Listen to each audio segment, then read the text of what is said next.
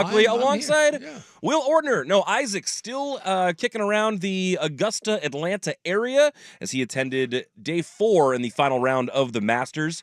I imagine we'll touch on some of that today. Yeah, I heard the report is that Asachi will be back on Thursday. Okay. There was some, I think he was working an angle. We're not exactly sure what, but I did get confirmation that he will be back on Thursday too. So did that mean said angle was worked or said loophole closed? I think said loophole closed. Okay. Because I think the idea was originally it was like Wednesday, possibly Tuesday, possibly Thursday, depending on kind of how it went. So I think we settled somewhere in the middle, but I think he would have been gone Thursday and he wouldn't tell me what it is, which means it was something big.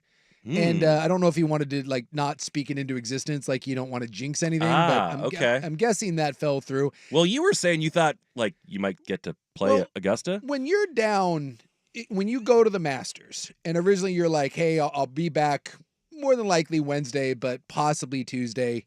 And then you tell me, well, I may be back on Friday. I got something that I'm trying to work. Instantly, you're you're at the Masters. There are only so many things too that you could come up with. Like my first thought is, are you trying to weasel? Because like the whole point of this is the Worldwide Weasel Tour, which like, I was only made privy to on Friday with Joey Harrington, and I love that. You weren't aware of the Weasel I was Tour. not aware of the Weasel Tour. Yeah, were you, Ortner, the Weasel Tour?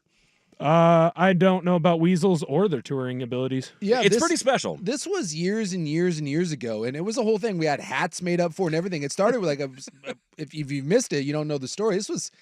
This had to be 12 years ago. I mean, long ass time ago. And George Lopez came on the program, and he came on live from either Waverly or Portland Golf Club, and we were like, how did that happen? And he's like, I'm George Lopez. He's like, I weasel my way everywhere. And he's like, he basically like taunted us and was like, good luck trying to weasel your way on. And we're like, we can weasel our way on. So I believe, if I'm not mistaken, I think we weaseled our way to within the area. Sure. I think we weaseled our way onto every private golf course in the Portland metro area. Well, and how many rounds do we think that is? A dozen? 15? Yeah, I mean, we hit all the big ones, and and some of them, they're not the most exclusive, but all the, we got the big ones between, Waverly and Portland Golf Club and Oregon, and then Royal Oaks over in the Couve. Edgewater was kind of fun. The best part is we got on at Edgewater. And we're getting ready to go off, and the greenskeeper walks by. Is like, "Hey, Isaac Suk." We're like, "Oh," he's like, "Hey, I heard you guys were coming. Did a little something for you." And I guess he just he set up the greens like PGA Tour, like when the LPGA comes, like when they have like professional tournaments, and just gave us the double FU, like double rolled the greens. And and after the first hole, he came around his little cart and he smiles like, "Hey, how you like that?" And we're like, "Is it all like this?" And he just smiled and nodded. And we're like, "Oh, fun. Thanks, like, buddy." You couldn't, like, even the member that we were playing with, I think that was like Stu the dentist. He was like, "Dude, I've never seen it like this." It's like, "Cool, I'm going to shoot 190. Thanks." And I forget that greenskeeper's name, but if you're still out there at Edgewater, I won't forget that. Well played, sir. So I thought, maybe like weaseling to Augusta is a lot different than weaseling your way onto, Edgewater. Yeah, but that is an ultimate weasel job if you can pull it off. But Rob weaseled his way this is the second time he's weaseled his way to the Masters. Sure. And, I thought, hey, if you're milling around Augusta, and especially some of the stories or connections we heard about Byron Masters and his grandfather and being on the board and stuff, you never know. I thought, is there a chance that son of a gun is weaseling his way onto Augusta National? And at that point, he can just die. He just end it. Like jump into a creek and call it good, because your life's never getting any better than that. I mean, I would think so. I mean, we talk about your life's not getting any better than that. We might as well hit on this now. It's happened now in each of the two shows before us today. But Julia Westerman, the reporter who's playing Augusta National today, reportedly after she won the media lottery. If you don't know, there's a media lottery, so everyone covering the Masters, I'm assuming you draw your name out of a hat. However they do it, random ping pong balls. And one member of the media gets to go and play Augusta National. And everyone's pissed because this lady, who has never played a round of golf in her life, is going to play Augusta National today. And people are steaming. Even like Joe Fish came in and he was asking us something. And he goes, "What are you guys talking about?" And we mentioned that. And he goes, "Well, I hope she gives it to someone else that can use." I'm like, dude, screw that. me give it to someone else. Well, no, Dirt this morning's like, I'm upset. I'm upset collectively for all the people covering it that aren't getting to play. And Sprague's like, bent. wait, did she take your spot? Yeah. Then what do you care? Yeah, dude, we have so many people in this world that it's not that you have it bad, it's just that someone else has it better.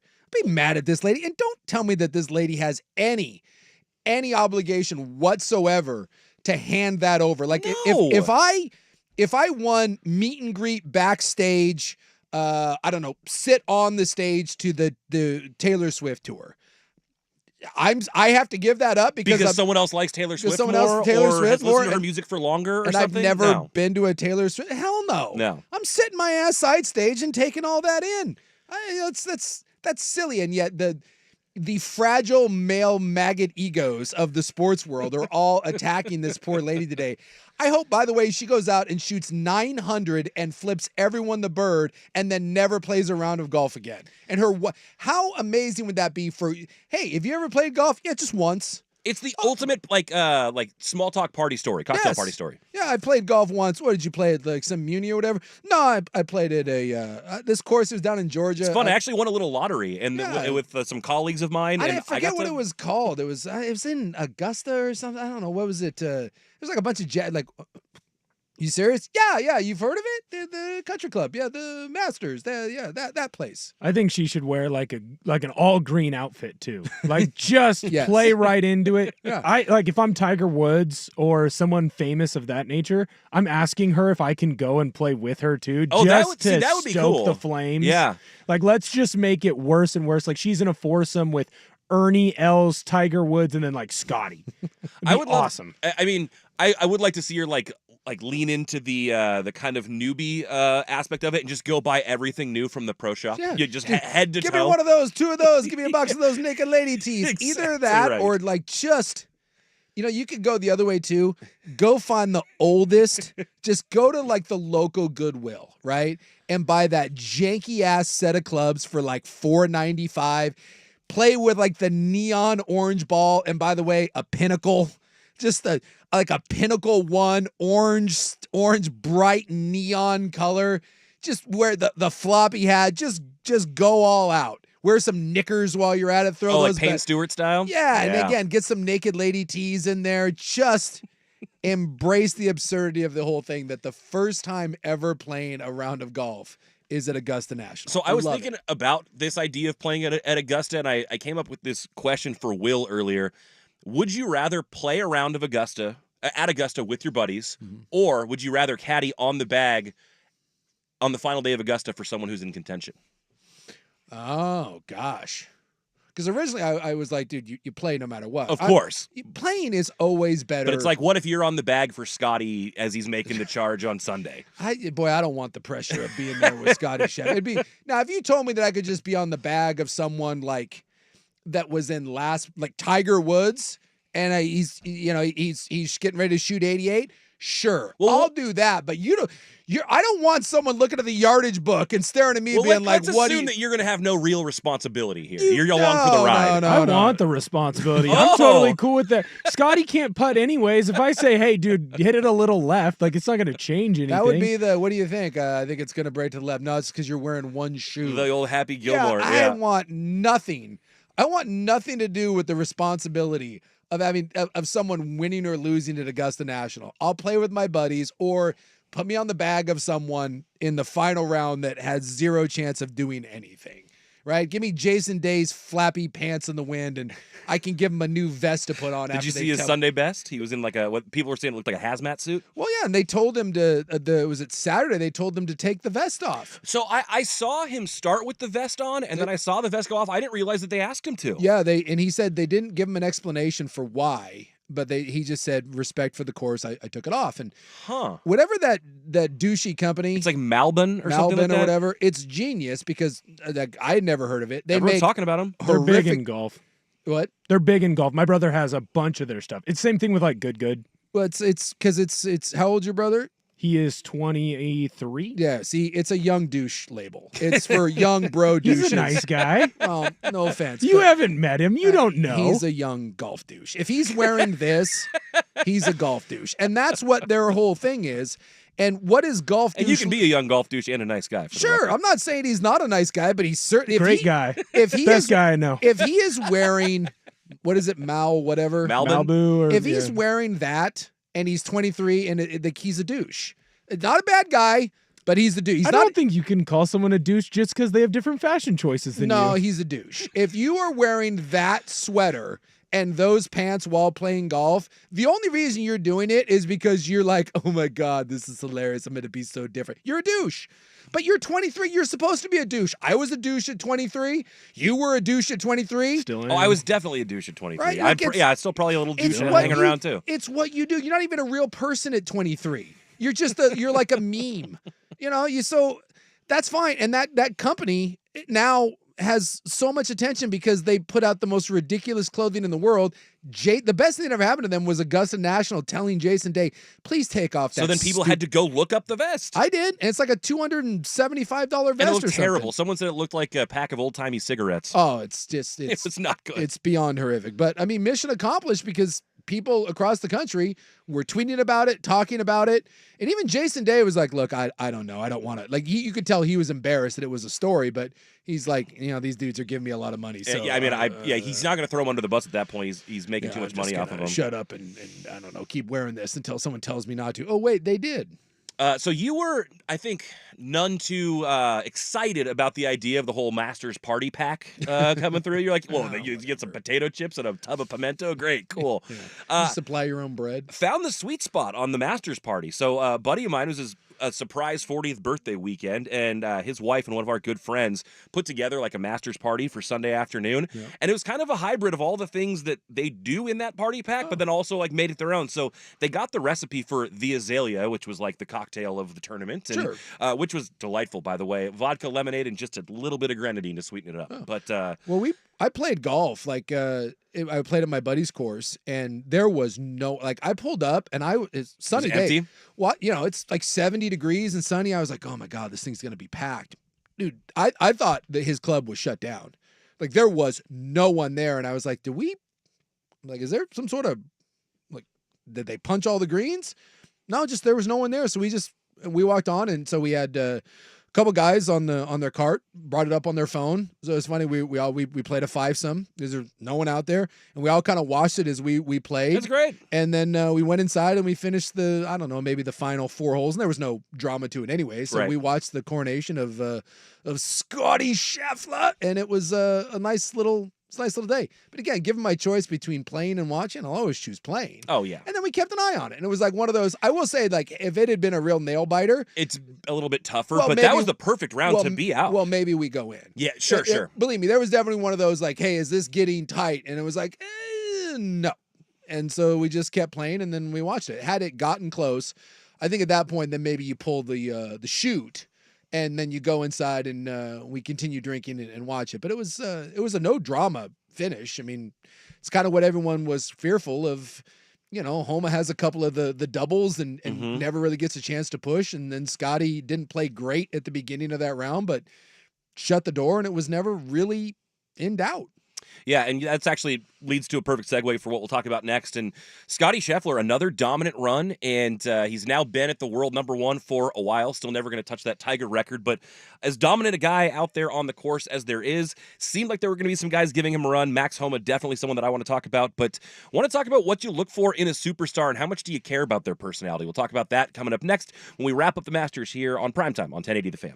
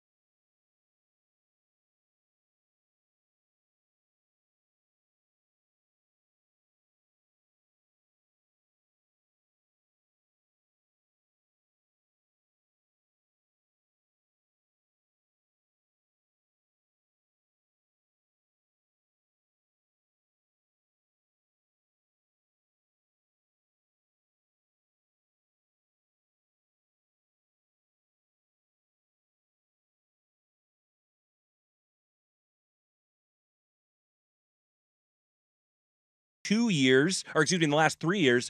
First one to do that since Bubba Watson did it in 2012 and 2014. And he did it in pretty dominant fashion. There was a brief time going around round 3 where it seemed like other people were going to give him a fight. And that all faded away on Sunday, and he ends up running away with the tournament. Not very close at the end. No, and he didn't come out and play particularly well at the beginning of that final round. You kind of felt like,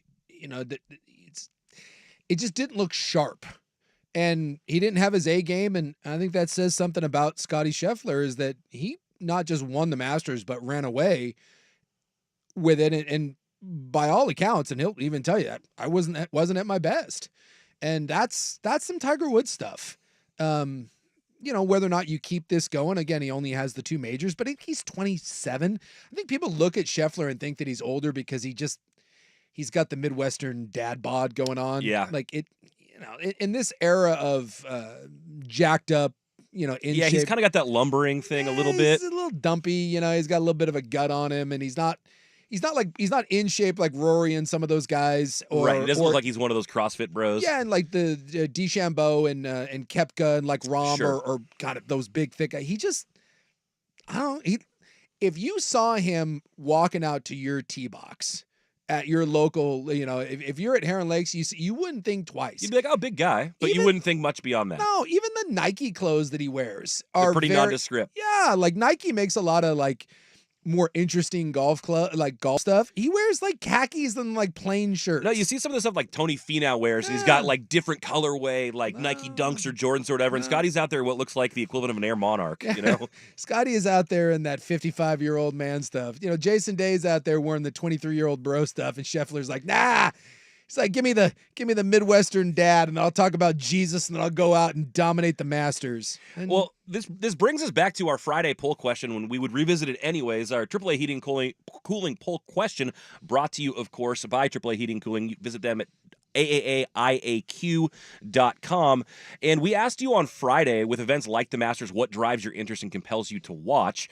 Storylines, star players, I'll watch regardless, and what's the Masters? I'll watch regardless won, but we had a long conversation about how much juice golf has right now and how much star power and how much draw the sport really has. And we landed on, not a lot right now. And what would have to happen for you to reach a new level of investment, a new level of caring about it. And Scotty's performance was incredibly impressive, but I'm not sure it compels me any more about the game. Yeah. Now, if Scheffler goes on one of these runs, like, I know this is weird to say, but Tiger's not a super engaging character. No. I mean, yeah, Tiger could curse on the course, but did you ever listen to Tiger Woods where he'd be like, I went birdie, and like he wasn't particularly funny, he wasn't particularly engaging. Yeah, almost uncomfortable at times. But he was so dominant that it's interesting. Like, you don't have to be interesting if you're dominant.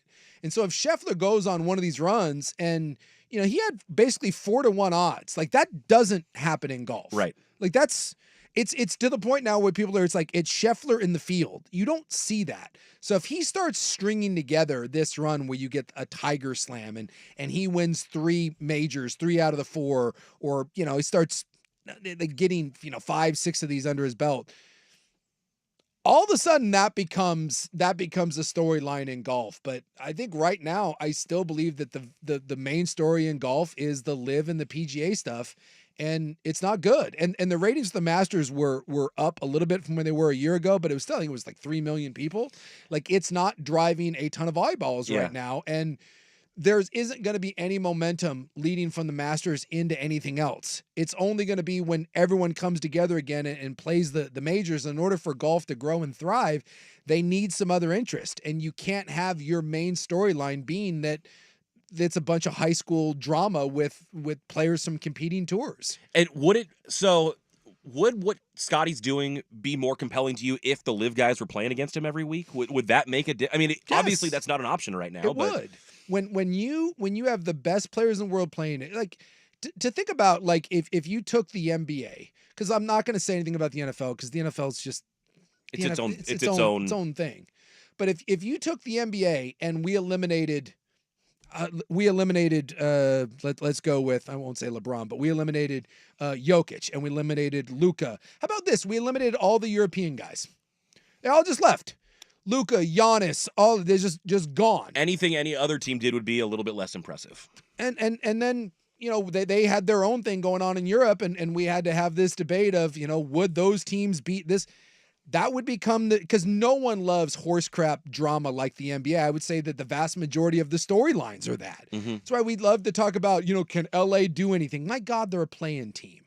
And yet that's still one of the driving narratives in the NBA because there isn't a lot of, and this is like what LeBron and JJ Redick were saying about their when they wanted to do that X's and O podcast, is that we don't talk about the NBA as in regards to strategy or in depth. It's more of who's going to go where and the drama stuff. The It's the petty stuff. And that right now is in golf, and I don't think it's good for the game. And Scheffler, a dominant force in golf, you need a transcendent star. And as good as Scheffler is right now, he's nowhere near it because.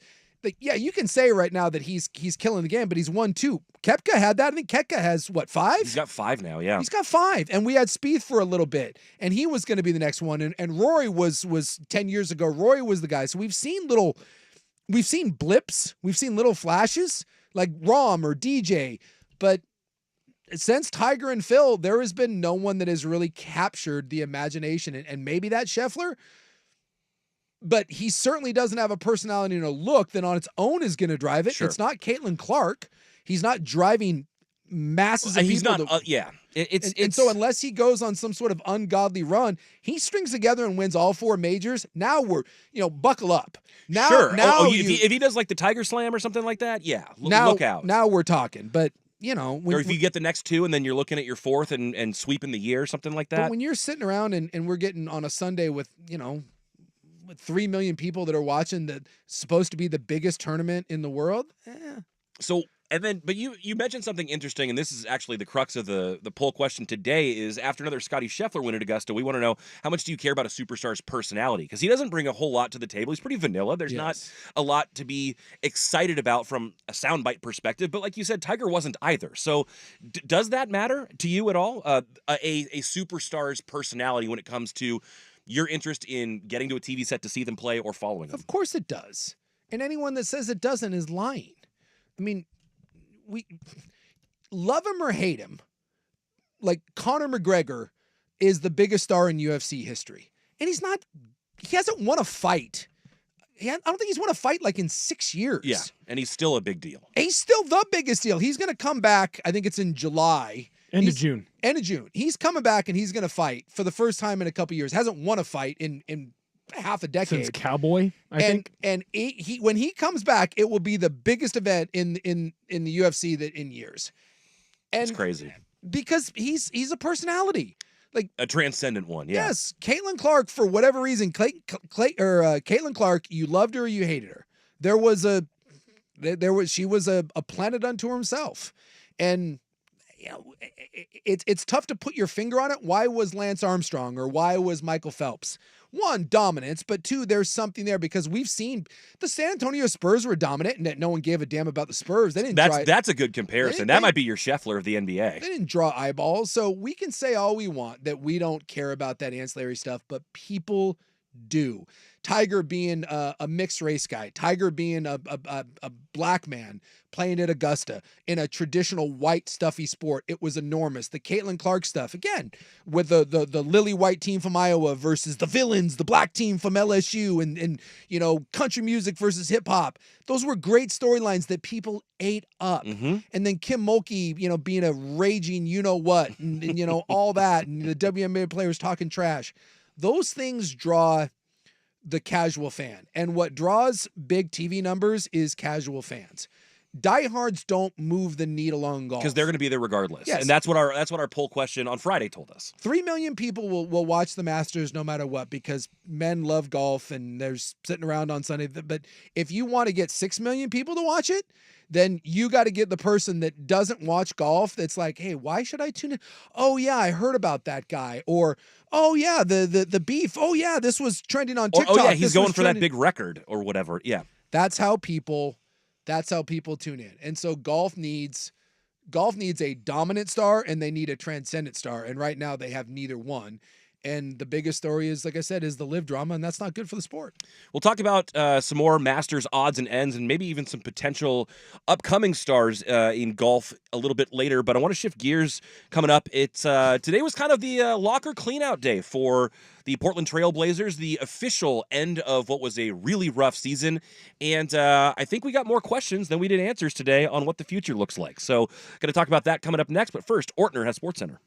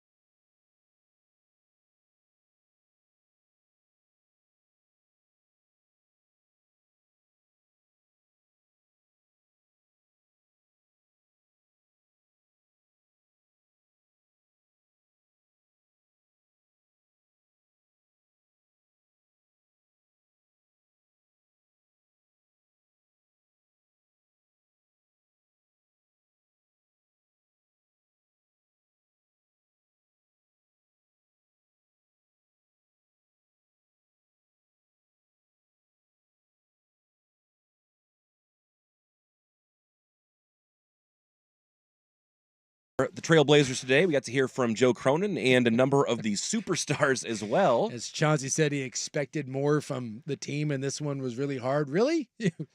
Are you the only one? That is was interesting to me. They're just overall, there felt like there was a lot of word salad coming out of the facility today. I hate dishonesty, and I understand in sports sometimes you're in a must-lie situation, but my God, you're in the middle of the third full year of your rebuild, and next year is going to be no different.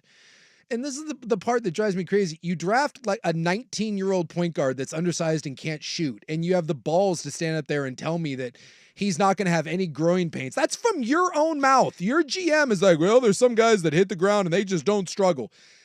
Yeah, because that's never happened with a 6-foot point guard in the history of the NBA. And now I got Chauncey coming out and being like, well, I just expected more. No, your assignment was to lose as many games as possible, and it will be next year too. So I hate at least when the Astros, remember when the Astros were tanking and they were like, look, we understand this sucks. We're going to lower ticket prices. Please bear with us. The Sixers did this. The Sixers are like the process, like we're going to stink, but we're going to draft Embiid. We know he's not going to play. Just give us some time. I wish the Blazers just had the balls to be like, we're bad. We're going to be bad. But in a couple years, guys, we have a plan here. We have a plan.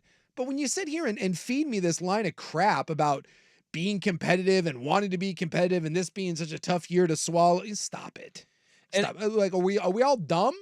Like, do we think that this team where your second best player is, I don't, God, who's your first best player?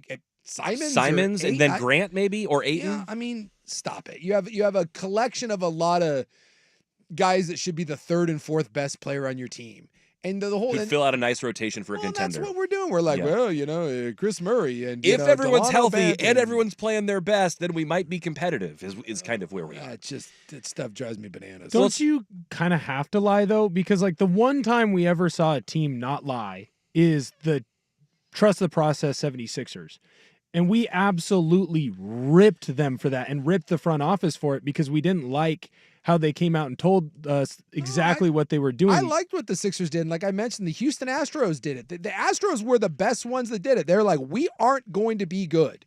We are going to be bad, and they said it's going to take some time. Problem is your commissioner doesn't want to hear it because they don't want your fan base to have to hear it. They don't want owners going to their fans and saying, we won't be good, because then it's incentive not to come. Well, 65 to 70% of your audience tuned out this year. They sure did. At least the attendance at the games was okay. Mm-hmm. I went a couple times this year, and it was never. Yeah, I saw numbers that they didn't slip too much attendance-wise, like 2 or 3%, not very much at all, but ratings-wise. And tickets were dirt-ass cheap, and they were given too. away. And by the way, announced attendance is different than people that are through the gate. But it wasn't a complete ghost town in there, but it was on the TV side of things, as much as 70%. And by the way, like this is now 3 years. Don't let them fool you. This is 3 years of top 10 picks and rebuilds. And next year is going to be another one because this year's draft isn't very good. And next year's it is. And so you're going to be bad again next year. The year to win 18 games is next year. So be ready for this next year be prepared to do it, because like I start to wonder whether Cronin has the stomach to wear that publicly. I hope so, but I would hope so too. But listen to this from today. He said, we're on the same page on that a given night we want to be competitive. A year like this one was hard because we weren't where we wanted to be on a win-loss perspective. We want to get better, but the rate matters. We're going to have to recalibrate that after this offseason and get a more accurate view of what it is going forward. You shut down half your roster with tendonitis. Stop it. So you're just talking sideways now, and I don't get it. And that's all. And that's the part. And maybe you feel like you have to lie. But as a fan, I don't want my intelligence insulted. And when you're sitting, God knows how many guys on a nightly basis with sore whatever, we know the assignment. We understand. Lose games. So when you win 21 games, then you try to come out and tell me how disappointed you are to win 21 games. Meanwhile, you're sitting there with the third or fourth best odds in the ping pong balls, which is what the goal is. And next year, it's going to be even worse. Because next year, without all the injuries, you should be better. Another year of Scoot. Scoot showed signs of life. Mhm. Like, no one should be punting on Scoot. It was But if you don't want to be better, then how do you handle this? exactly. And Like, I don't know if he knows how to navigate that. and so We'll it's see. going to be weird because next year you're going to have to actively try to be worse because this team should be better. It's another year of growth and development. Sharp isn't going to miss as much time as he did. Simon shouldn't miss as much time as he did. Scoot's going to have less growing pains, right? Aiton hopefully it continues to come into his own. Like there's this will be a better team next year. It should be. And yet the goal next year Shouldn't be to do that. shouldn't be to do it. The goal next year should be to win 17 games because you got Cooper Flagg and guy who's the other kid, Ace Bailey. Mhm. Like next year supposedly has 3 or 4 kids that are franchise changers. And so the goal next year is it should be to be bad and then pull in Oklahoma City. And now Oklahoma City is the youngest number 1 seed in playoff history. So like that's the goal, but they're going to come out and they're going to tell you a bunch of crap next year that isn't true. And then they're going to start shutting guys down and finding new and creative ways to try to fudge the margins to lose more games. And that will be the 4th year in a row of being an absolutely irrelevant basketball team while being told, oh no, we're going to be competitive. I mean, Chauncey said that he thought they were a playoff team. I mean, And again, that stuff just- are we just saying things because we think people want to hear them, or did we really believe that? I don't know. Maybe they do. If they really believe that and that's the goal, then God bless them. Because like Vancouver Ford Text Line, they're not going to take next year. They're going to be competitive and surprise people. Then get ready to suck and be mediocre for the team you have in the NBA. In the NBA right now, look around. And it's been this way forever. Collections don't win. Star players do. There is not a single star player on this roster. Not a single one. I would agree.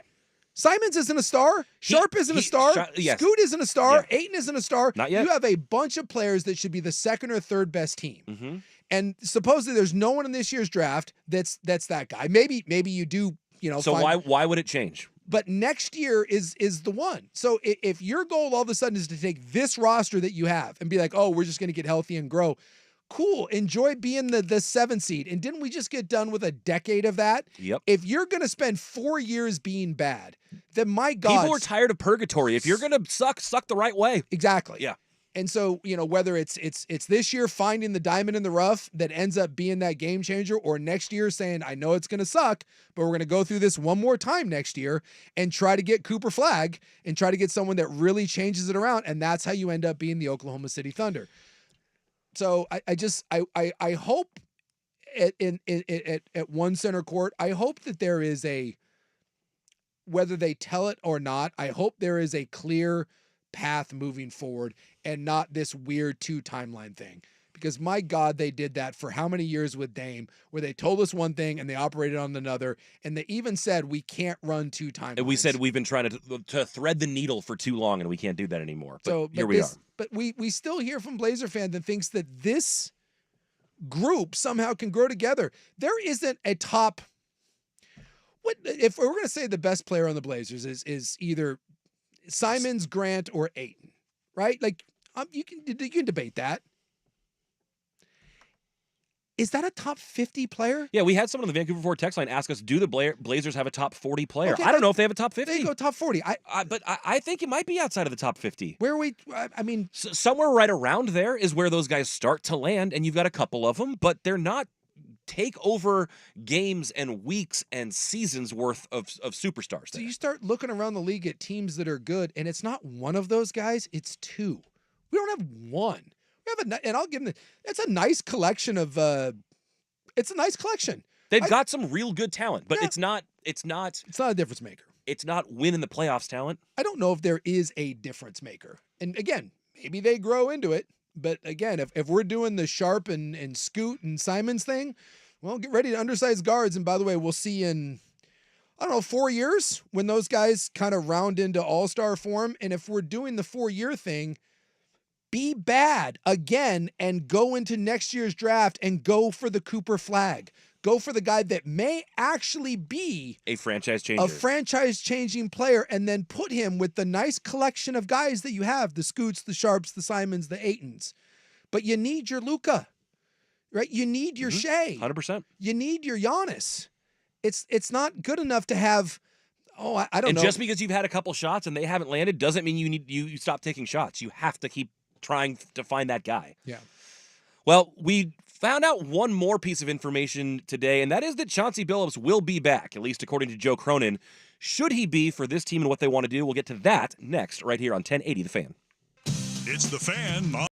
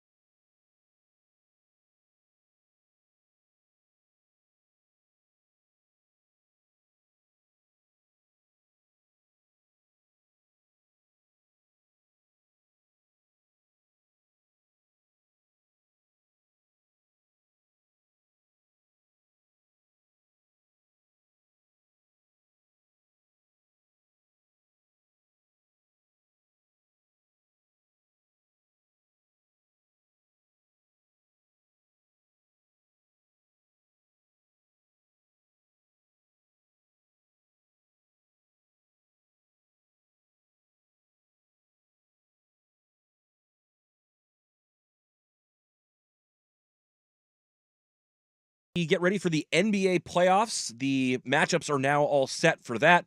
Have to also wrap up a couple more items of the Masters, including the talented Mr. Shipley. But right now, more on the Blazers. And we had locker cleanout day or exit interview day, whatever you want to call it. But everyone's speaking to the media at the Blazers facility. We heard a lot from Joe Cronin. We heard from Chauncey Billups. We heard from a few of the players. But we're talking about what this Blazers team's future looks like, and Cronin today talking about ways to be more competitive from a win-loss perspective, which, as we discussed last segment, we're not sure is actually what you want right now. So we found out today that Chauncey Billups is going to be back. At least that's what Joe Cronin said right now. Sure. If you weren't going to bring him back, I think you'd probably say something like, "We're going to evaluate things and we'll have discussions and then But by all accounts, he will be the guy who's back. Now, my question is whether he is the right guy for right now, because when they brought Chauncey in, it was Dame's team, and it was to help try to lead a run behind Dame. That assignment has kind of changed and shifted. Now you're developing guys. You're trying to be good for the next essentially run until you have the players to do so. And I'm not saying that he's not the guy for that, but I don't know that he is the guy for that. And maybe, like the text line says here, if you want to lose games, maybe Chauncey is the guy to do that with this roster. I don't know that that's fair to him, but what say you on the head coaching position? I never know what to make of a coach that's in this situation. It's hard to evaluate. Well, one, injuries just riddled you. Two, you weren't rushing anyone back. I mean, you sat guys because the idea was that you weren't going to win games. Yeah. And, tanking is a weird thing because no one on the floor is trying to lose games. Never. When Scoot goes out, Scoot is playing his ass off, Mhm. with the exception of maybe Ayton a time or two. But no, Ayton had a really nice second half of the season. He did. I kid, right? Like, DeAndre Ayton showed that he is a big-time player when he wants to be. Yeah, post All-Star break, he was great. Yeah, he was fantastic. So it's not as if you can ask guys on the floor to lose games, and you're not asking Chauncey Billups to go out and lose games. Like, you're trying to win those. Like we saw that at times this year when he would sit Scoot and he would play, Brogdon, at the end of games. And it was kind of one of those, you're like, well, isn't the whole point of this to grow and develop Scoot Henderson? But you're sitting him at the end of games and you're playing Malcolm Brogdon. Like, that's a weird thing. So how do I judge Chauncey Billups? I think it's almost impossible. Because you don't know what his assignment is, really. I don't know. Yeah. But I do know that he was brought in to be a defensive guy, supposedly, and then he admitted that he's not a defensive guy, and you're not good defensively. To me, it's very hard to evaluate him. But I think when you look at growth, even that's hard because Sharp had basically a wasted year this year. And he's a guy we don't know, but could he have come back at some point and see how much he could develop? Or are you so committed to making sure that he doesn't, positively impact what you're doing out there that you just want to get him right? Yeah, and then I look at Simons has grown and developed. I don't know how much that has to do with Chauncey. He's a little bit of an older player. I think Simons showed a lot of, or not Simons, but Scoot showed a lot of growth towards the end of the year. Absolutely. Give him credit for that. I think Chauncey, if you want to give him credit, has done a nice job of finding. And again, does that go to Cronin? But Banton and Murray and Repair, like Kamara's been nice. Reith has been nice. There's some pieces there that you look at and say, God, on a real team with real star players, you could fill out a nice roster full of that. Mm-hmm. So from that aspect, I guess I give Chauncey credit, but until you give me a roster that can come close to being competitive, I guess the only way I have to grow him, to judge him is there growth? I think there is. Mm-hmm. And do they play hard? Yes. I think you can answer both of those questions very easily, and I think you're spot on. Yes. So to me, to fire him, for what? Right, because what are you going to go do that's going to be markedly better at this point? And if you don't want to be better, then why not let him keep developing the guys he has? I have no idea if he's the coach long term, but he has at least been able to find good minutes for nice role players that have shown you glimpses. Some of the young guys have taken some steps. No one's made leaps, but again, it's early. And the guys play hard. That's the one thing. I don't feel like during this 3-year run here where they have pulled the cord 2 years and then this year was just they pulled it at the start of the season. I've never once seen the team. I can't say never once. There hasn't been any stretches where they quit.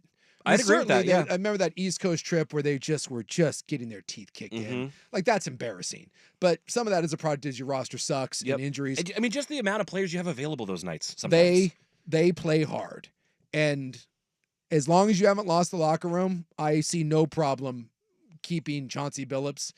And even next year, and that's the weird part about rebuilds is how do you evaluate when the mission isn't to win? And you bring up an interesting point. He's still got the locker room. And Malcolm Brogdon, who did not play really at all the back half of the season with elbow tendonitis, which I think was a nice way of saying we're not going to let him go out there and get more injured. He could be a nice trade piece next year. Sure. But he's a veteran guy, a point guard, a team first guy who has played for the Bucks, the Pacers, and the Celtics. And in his exit interview today, he said that the Blazers locker room is the best one he's been in. I'm always a little bit perplexed when you find out that a locker room is really good for a really bad team, because it's like, do you guys care enough, or is it like, do you have enough, is there enough like fight and ferocity and things like that? And on one hand I say, well, that's great. I'm glad that these guys that are terrible are still finding a way to like get through it and be there for each other or whatever, but I'm also like a little bit alarmed, like, should it be that great of a locker room? Yeah, I don't know. I find the whole Malcolm Brogdon thing bizarre because he seems to like want to be like here. love it here. He's a 6-man. Nothing wrong with loving it here in Portland, but for what he came from, championship teams and it's odd, and he knows that they're nowhere near. Like, you're light years away from being any sort of real contender, and yet he seems content. Yeah. So hell, man, that's one of those head scratchers. But maybe he's just a different cat that enjoys kind of a young locker room, and that's a positive, right? That's another reason. Like, if guys who are coming to your team and are new like it here and want to be here, Ayton says he likes it here now. Like Ayton said, he felt like this could be a spot for him. He felt that at the end of the season that he was kind of coming into his own here. Well, and then maybe there is something to what Chauncey's doing behind the scenes is better than the on-court results would lead you to believe. Well, as the Blazers look towards the offseason, half the league is looking towards the playoffs. We now have the playoff matchup set, including the play-in games that are going to start tomorrow. We'll dive into all of that and who we expect to lift the Larry O'Brien Trophy coming up next on 1080 The Fan.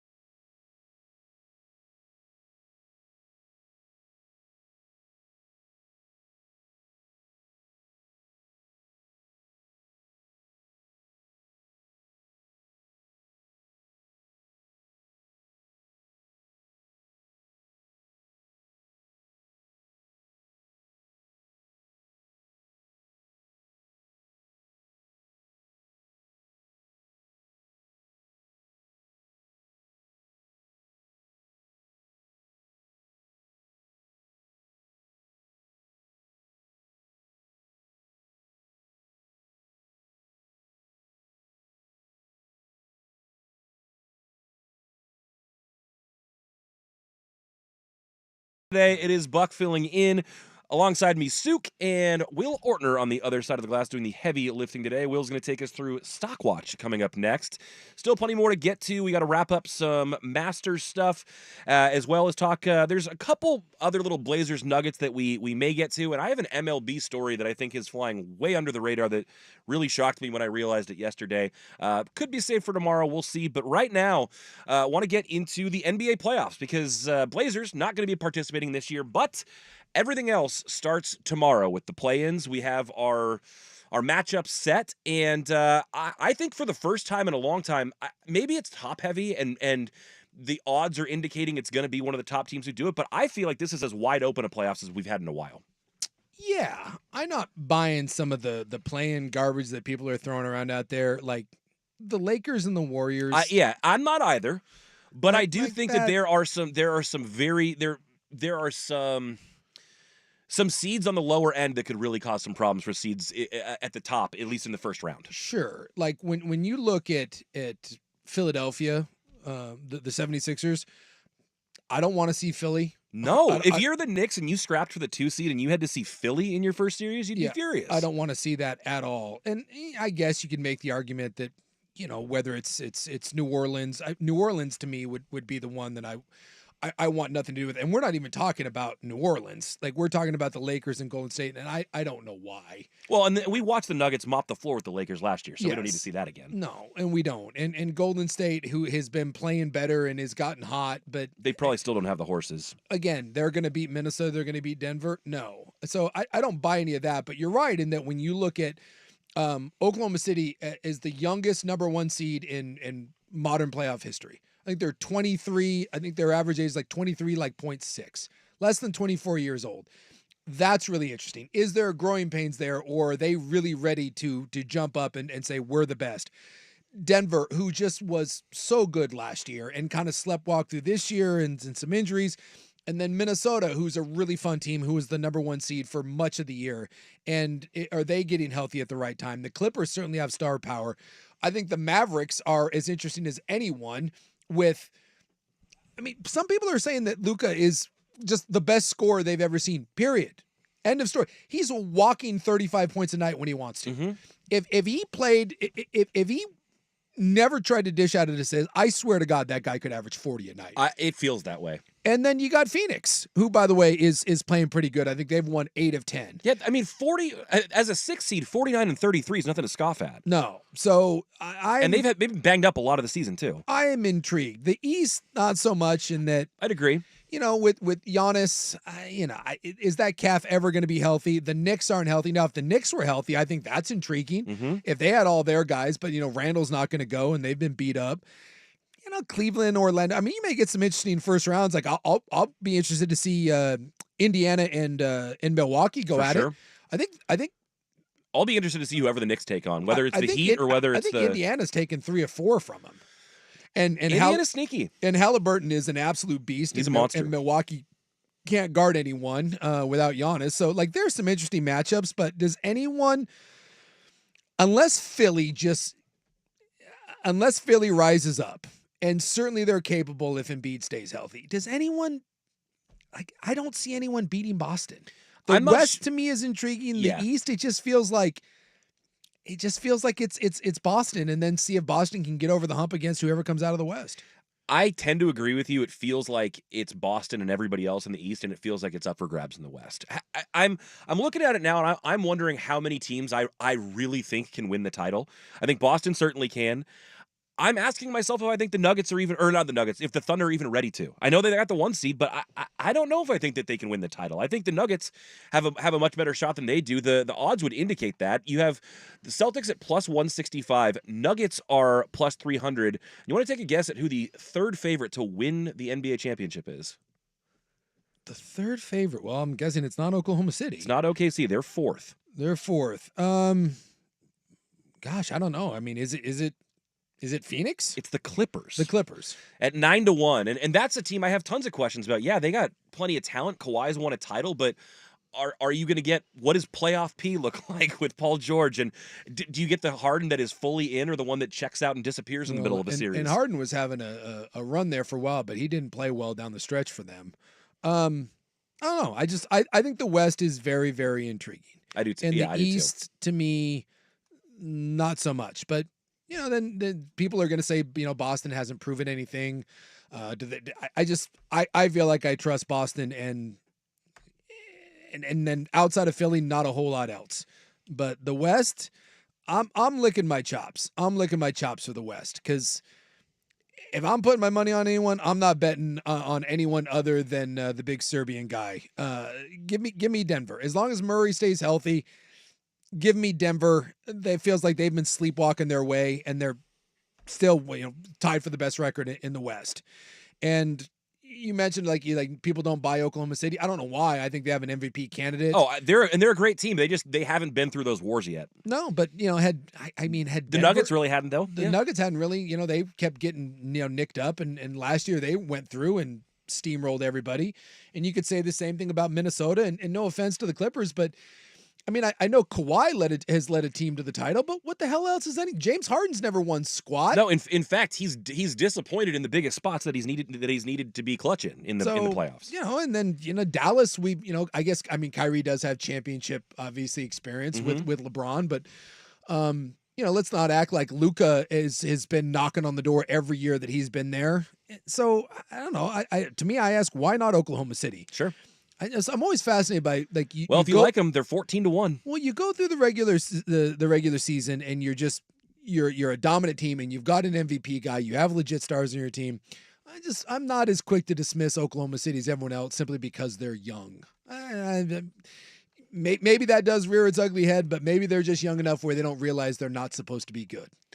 One other little note here, because I'm with you. I'm not gonna bet against the Nuggets in the Western Conference. Little nugget here that the Nuggets shooting guard Jamal Murray said that he and Nikola Jokic are undoubtedly the number one duo in the NBA. He said better than Dame Giannis, better than LeBron AD, better than Kyrie Luka. Would you give Murray and Jokic that mantle just as best duo? Yes, because Murray's never made an all-star team, but he's damn good. He's probably the best player not to have. Yeah, and he shows up in the playoffs. He shows up in big-time moments, and quite frankly, they're the best duo because they have the best player, and honestly, I don't think it's really close. He's going to win an MVP this year. It'll be his third. Mm-hmm. And if we're being honest, he probably should have won 4. Yep. They gave it to someone else last year, and he didn't want it, and that whole debate about is it bad for the game, and Embiid is fantastic, don't get me wrong, but he's been the best player in this league for 4, possibly 5 years. And, the best duo, Murray may not be as good as the Batman on some of those, but sure. none of, or I guess the Robins. Mm-hmm. But none of those Batmans are anywhere near as good as Jokic. I'd have to agree. Like if you're saying that you're going through a playoff run right now and you're going to take a player, is there anyone that you would consider not taking Jokic over? Delano Banton. Speaking of franchise cornerstone Delano Banton, you see that he set a record this weekend. 0 for 15. 0 for 15 from deep. He's due. Well, he's going to have to wait until October because they're not lacing him up again for a while. But that is a dubious distinction. But this is there was someone on the Vancouver Ford text line that was kind of going back and forth, but I just want to mention of all the teams we were talking about there, right? When we were talking about Boston, you're talking about Tatum and Brown and now Porzingis, right? 3 legit stars. New York, when healthy, has Brunson and Randall, 2 legitimate stars. Milwaukee with 2 stars with Giannis and Dame. Mm-hmm. Cleveland, 2. Philadelphia, Maxey and Embiid, but Embiid, at least you have the one bona fide MVP. Bona fide. Yeah. Miami with Jimmy and Bam. Mm-hmm. Out west, Oklahoma City, take your pick. Sure. Denver, 2 legitimate stars. Minnesota, 3, Mm-hmm. but 2 big time stars. LA, multiple. Dallas, multiple. Phoenix, multiple. None of this stuff with the Blazers matters until you find 1, if not 2. Yeah. Collections of players are nice. But and their collection is nice, but you don't have a core. No, you don't have a star core at all. Unless you have the tent pole, unless you have the guy that is a top 15 player, top 20 player. And like I looked at 3 different rankings, like Hoops Hype, The Ringer. They had Portland's best player going into this season as Scoot Henderson at 50 because he had never played before. Other than that, you got Anthony Simons and Jeremy Grant both sitting around 70. That's No, what you need to know. that's all of this is That's the reality of where this roster is. all of this is a moot point until either one of those guys turns into, well, morphs into something other, or you draft or you acquire someone that's a tempo. Because all of those teams that we were talking about, every single one of them has at least one sun and then a moon, or in some of the cases they have two suns. Yeah. And right now we've got a bunch of asteroids. It's about right. A couple shooting stars, but not enough to take over the galaxy, that's for sure. Yeah. Coming up next, it's time for our Stock Watch. Will Ortner's prepared the things that we'll be buying or selling from the sports weekend that was. It's coming up next, right here on 1080 The Fan.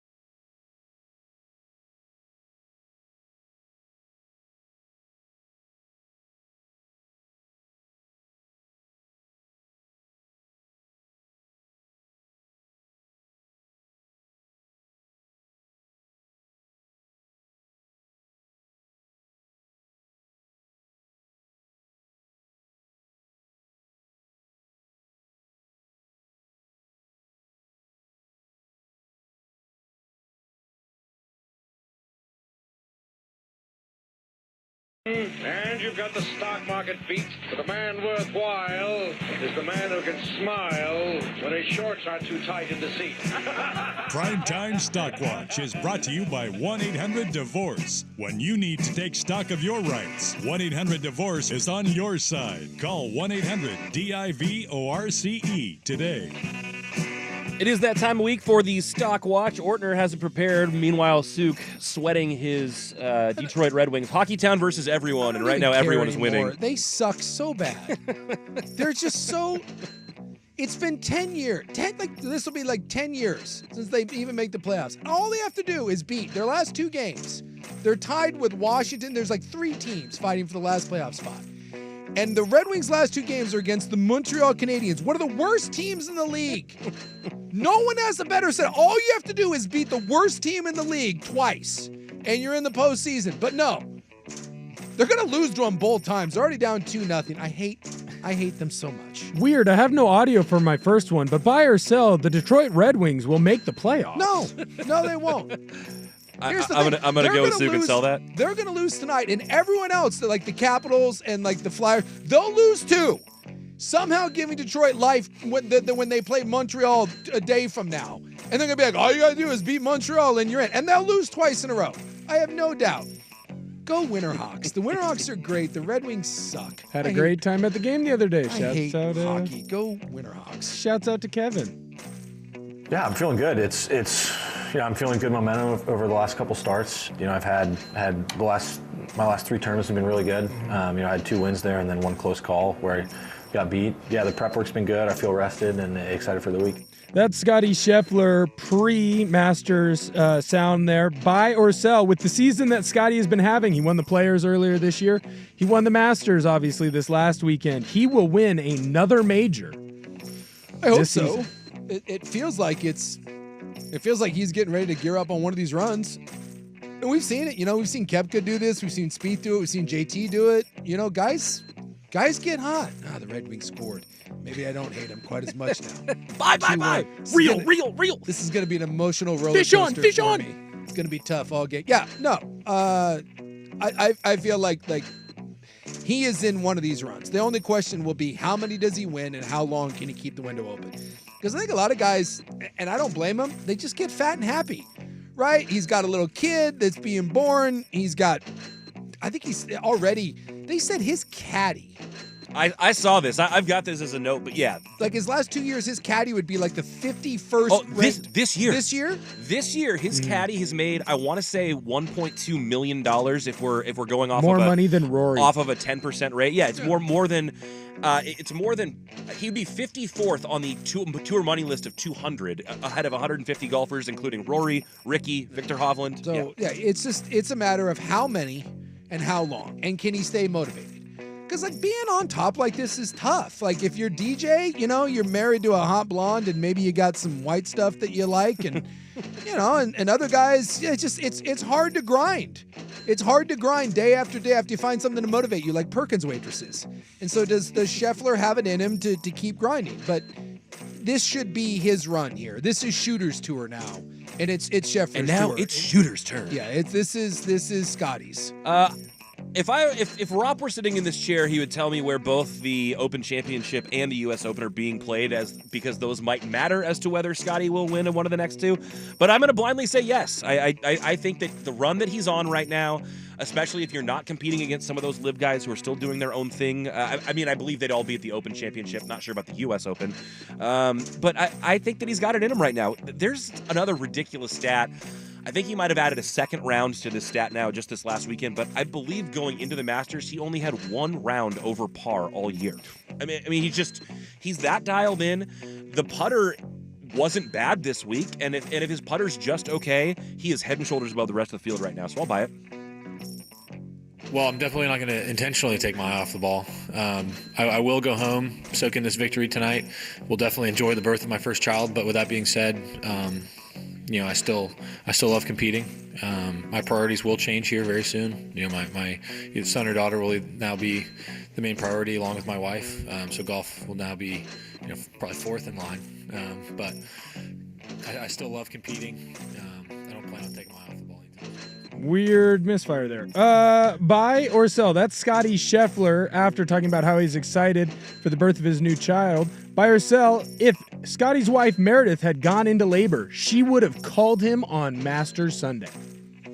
Well, I don't know. He seems like the sort of guy that would leave. I mean, he said, I don't care what the lead is. He goes, I'll take off. And then that leads the question is, does his wife say anything or does she just stay quiet? And like, That's a good can you question. imagine you got a 4-shot lead, you're on like 16 and you get the call. Can't you just be like, look, I need about 20 minutes. So, and that's just the thing. I mean, you guys joked with me when my wife was most recently pregnant and I was here and you're like, well, what if she goes into labor? And I'm like, I'll have time. And you're like, will you? How do you know that? And it's a good question. It could happen very quickly, but at the same time, I gotta believe that if he said, I want to know as soon as it starts happening, they would get word to him. And then maybe you make the call in the moment. Is it going to be quick? Is it going to be like, do I have time to do this? I don't know. But he said after his round on Saturday, the third round, if she calls between now and when I tee off on Sunday morning, I'm going. So He does seem like when you're full team Jesus like that, some people find it corny, some people love it, whatever. If you think Jesus is the reason why you're playing, God, then by all means, dude, Jesus is the reason why you're playing good. Respect the streak. But when you're like that dedicated, feels like he's the sort of guy that would do it. And I'm glad that he didn't have to, because maybe I'm not. That would have been very, very interesting to see what happens. It would have been fascinating. I guess I kind of feel like maybe she would say, I'll just call after the tournament's over, but I don't. Who knows? I don't know. That would It's have a tough been one. That would have been something else. I mean, I thought we got a lot of good looks. We just missed shots. We missed a lot of shots tonight, and that was pretty much what it came down to. That is Damian Lillard. Now that one's from back when they lost to the Lakers. They were up big. The Bucks. Lakers come back and win the game. Now you're getting reports from Stephen A. Smith that if Milwaukee doesn't win the title, Dame will leave. He's unhappy. So buy or sell, you agree with Stephen A. Smith. Dame will leave Milwaukee if they don't win the title this year. I don't think he leaves if they win this year, but he's clearly not happy. He didn't want to go there. It's interesting to me that he is outwardly unhappy about his situation. When it's I mean, I know that he wanted Miami, but like he wanted to get out. He got out. He's with a contender. It's very strange to me that he continues to be this vocal about how displeased he is in his current situation. Well, and he's not playing particularly well either. It's not a good year for him, and it's weird. I wonder where. I'll just say it wouldn't shock me. It wouldn't shock me. But Dame also is a guy that's, he toughs it out. To ask out of Portland, then a year later to ask out again. I don't think he'll ask out. I do think I would buy that the Bucks would kick the tires on whatever the offers are out there and see what the return would be on him. I wonder what the return is at this point. Because the other thing is, I don't think he's going to re-sign with you. I mean, he's got how much left on his I contract? think 3 years, right? Well, and in that case, it may not matter. But man, I'm going to say that they don't want to go trade him, but he clearly isn't happy there. So I don't think not winning the championship. I bet we still see him suit up Game 1 for Milwaukee next season. But I bet they're also answering phone calls. So I thought he had signed an extension, but I had to do some double checking on this. But it looks like that there may just be 1 year that there's a player option, and he just got the 1 year left. And that's kind of what I had initially thought, and we'll double check this, and we'll talk about it in the break. But I think he just might have I think it might be next year, because I don't think he'll re-sign there. Well, and then that leads you to like, well, if you have an unhappy player towards the trade deadline next year, then what do you do? Yeah, that's it certainly has not been smooth sailing. But sometimes it takes some time. Even like LeBron going to Miami, they didn't win anything their first year. Yeah, and we'll wait to see what happens when Giannis blows out his Achilles coming back from this calf injury, and then we'll really see. So I'll sell it, Ortner. I'll sell it for now. If you're Milwaukee, I think you're a little disappointed that I don't know that the Dame time never really took hold. Yeah, and it's and that it felt like some of that frustration and upset came before some success, and it's a little bit of a tough look. I think that Dame is a true competitor and is the guy who's always going to put his best foot forward, but it would probably also be tough to stomach for some of the fan base and some of the front office people. Rome wasn't built in a day. Tajay Moore with another board. Sets it up here to Reith, and he hits it for 87 threes on the year. That's from last night's game. Duop Reith hitting a 3 for the Blazers. Obviously, the Blazers hit their under on their win total this year. All the exit interviews, they're saying they were worse than expected. Buy or sell. You trust Chauncey Billups and Joe Cronin to improve the Blazers in the offseason and have a better record next season. I don't know how you can have a worse record. So do I trust them? If that's what they want to do, I look, just from being healthy, you should be better. I mean, look at all the guys that miss time. If you bring back a healthy lineup of Simons, Scoot, Shaden Sharp, Jeremy Grant, Ayton, like, you win more than 21 games. And then you got some, what you do with Brogdon, he should get dealt. You got another draft pick coming in that's going to be probably a top 3 or 4 pick. Like, there's no way, unless the mission is to tank again next year, which I'm not certain that it's not, then by just default, you should be better by default. You should be. You can't be much worse. So, yeah, I guess I do trust in them to do it if that is what they choose to do. I'm not certain that it's not another let's massage our way to 18 wins and try to get into the Cooper Flag stuff. That's what it feels like might be. Yeah. Let's not joke around about this and try to, like they've said before, thread the needle. Let's just do it the right way and tank as hard as we possibly can. I'm gonna say, I mean, they should be worse, or they should be trying to be worse because of what's at stake. I think they will be better next season. And that's it. That's all from the Stock Watch. Well, that is the Stock Watch, brought to you every week by Goldberg Jones Divorce for Men. You can call them at 1-800-DIVORCE. That's 1-800-DIVORCE. Coming up next, it is time for In the News. Is of course tax day, but also we have some high-speed street racing busts and Operation Mistletoe to get to. That's all coming up next on Primetime on 1080 The Fan.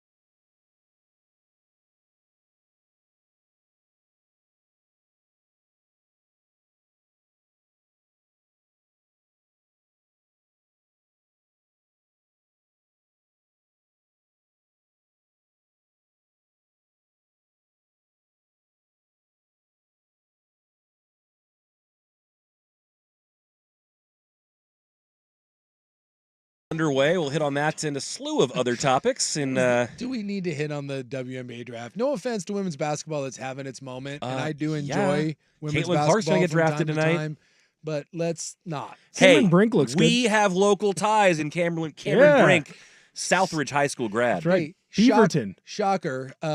She's gonna go. Excuse me? She's Shocker, gonna go. Cameron She's gonna go number 1, and then after that, everyone will cease to care.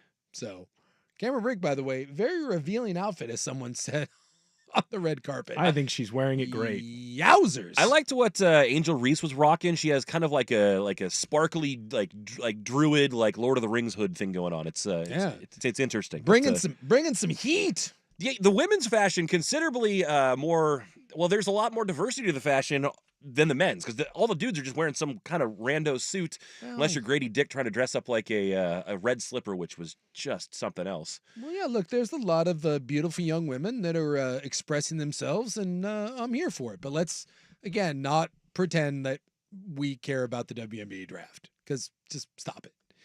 Love women's This show sports, does until Cameron Brink gets picked. But there you go. I care about you, there's Cameron. there's 3 players, right? You like Caitlin Clark goes 1, and then we'll wait around for Brink and then Angel Reese to get drafted. You won't wait long. She goes second. No, See, they- Cameron, I do pay attention. Well, it is, without further ado, Monday, April 15th. It is time for In the News. I am your stand-in newsman, your normal, regular newsman, still out on assignment at Augusta National. This is, of course, tax day. Everybody filed. Ortner. Yeah, and I'm still mad about it. Okay. I owed a lot of money. I did last night.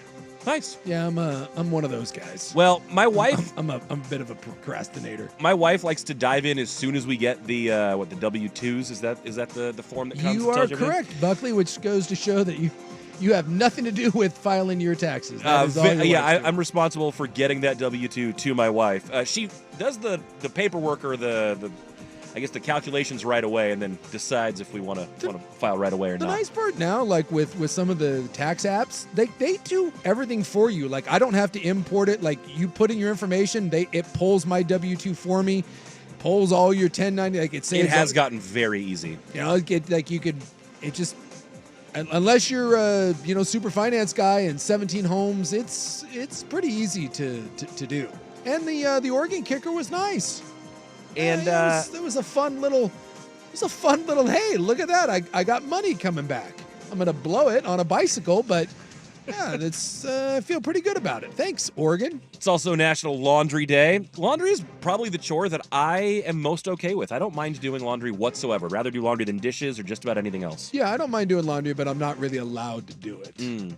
I do every chore, not to the BTJ standards. I'm trying to think of what she asks me to do. She actively tells me not. And I kid you not, this isn't like one of those where I actively try to be bad. I try my best to do laundry, and I will do laundry and then fold it, and she will look at me and be like, I'm just going to refold everything. You are describing an exact scenario from the Buckley house on Saturday morning when I was doing little tiny baby laundry, and I was trying to roll it up tight so that it fits in the drawer, and I was told not tight enough. And I said, I thought I was the one doing the laundry. Yeah, I guess I can be put in charge of vacuuming from time to time. And even then, she doesn't mean to do it, but she will then, I'll go about doing whatever, and then I'll hear the vacuum like 10 minutes later after I've moved to a different area of the house. And she's still... A second over? Yeah, she just doesn't like the way I do anything. Won't let me do dishes, that's right out. No laundry. I'm allowed to do the yard. Yard and bug killing is about the extent of what the BTJ allows me to do. And I'm not complaining. There's just times I'm like, let me help you. And she's like, you're not a help. Well, if you were complaining, that would be just fine. It is National Gripers Day, I have learned, for people who like to gripe. Some journalist in Columbus, Ohio founded it in 1984. He thought it would unify people who were upset and wanted to get together and bitch about things. So, sure enough. Also, Glazed Spiral Ham Day. How do we feel about that? I don't eat a lot of ham, but, it's... On Easter, sure. Let's get to some actual... Why did ham become the meat of the Lord? I don't know. I don't know what that... Wasn't that what he created on the 6th day? He created something ham. like created that. Spiral ham. Rum I ham. didn't pay a lot of attention at Vacation Bible School. Yeah, rum ham. There you go. I like a good rum ham. This is soaked in booze. How about some pro-Palestine protests for you? We had down yeah. I-5 today, and not just down I-5 near Eugene, but also in San Francisco and in Chicago. You had people linking arms crossing highways to get their protest out. There's a guy that goes to my gym, super nice guy, and his wife is from Palestine, and we were talking the other day. And obviously he has a different perspective than a lot of people. And I said, let me just say this, as a middle-aged white man that's never been to the Middle East, I'm just going to go ahead and not have an opinion on this because no matter what I say, it's going to piss someone off. So I'll just say this, I hope people stop dying. Other than that, I don't know what to tell you. That is as far as I could have an opinion on this. I would just prefer that we not have any more loss of life. Let me just, hold on, I know you've been at war for a couple thousand years, but let me give you my... Let me give you my 2 cents on my this hot one. take on this. I do enjoy the only thing I'll say is I do enjoy a little bit when I see some of like the super uber like LPG or no. The LPGA is in this? Yeah, the LPGA was it LGBTB. God, LGBTQ plus. plus. Okay. There's so many of those. There's an I and an A there too. Yeah. I do find it somewhat ironic, like when a lot of them will be like doing the Palestine like thing or whatever, and I'm like, if you looked into some of the thoughts and beliefs of the Palestinian people, don't get me wrong, totally get not You're wanting. saying we might have some protesting just for the sake of protesting? Well, I'm just saying, like, I totally get, you don't want, I don't want anyone dying, like human catastrophe and genocide, and all can agree bad, but I just find it fascinating with the whole, just, might want to just read, just take a quick lap around some of the least. Not certain that they would be protesting for you, but just. Yeah, do you think that if the roles were reversed? They might have an issue or two, but that being said, again, I have no opinion on it because that conflict's been going on for a long, long time, and I'm not involved in it. It's bad, though. We still got a street racing crackdown, bullets flying at a bingo hall, and Operation Mistletoe. It's all coming up in the news. You're listening to Primetime on 1080 The Fan. This is the Fan's window into sports.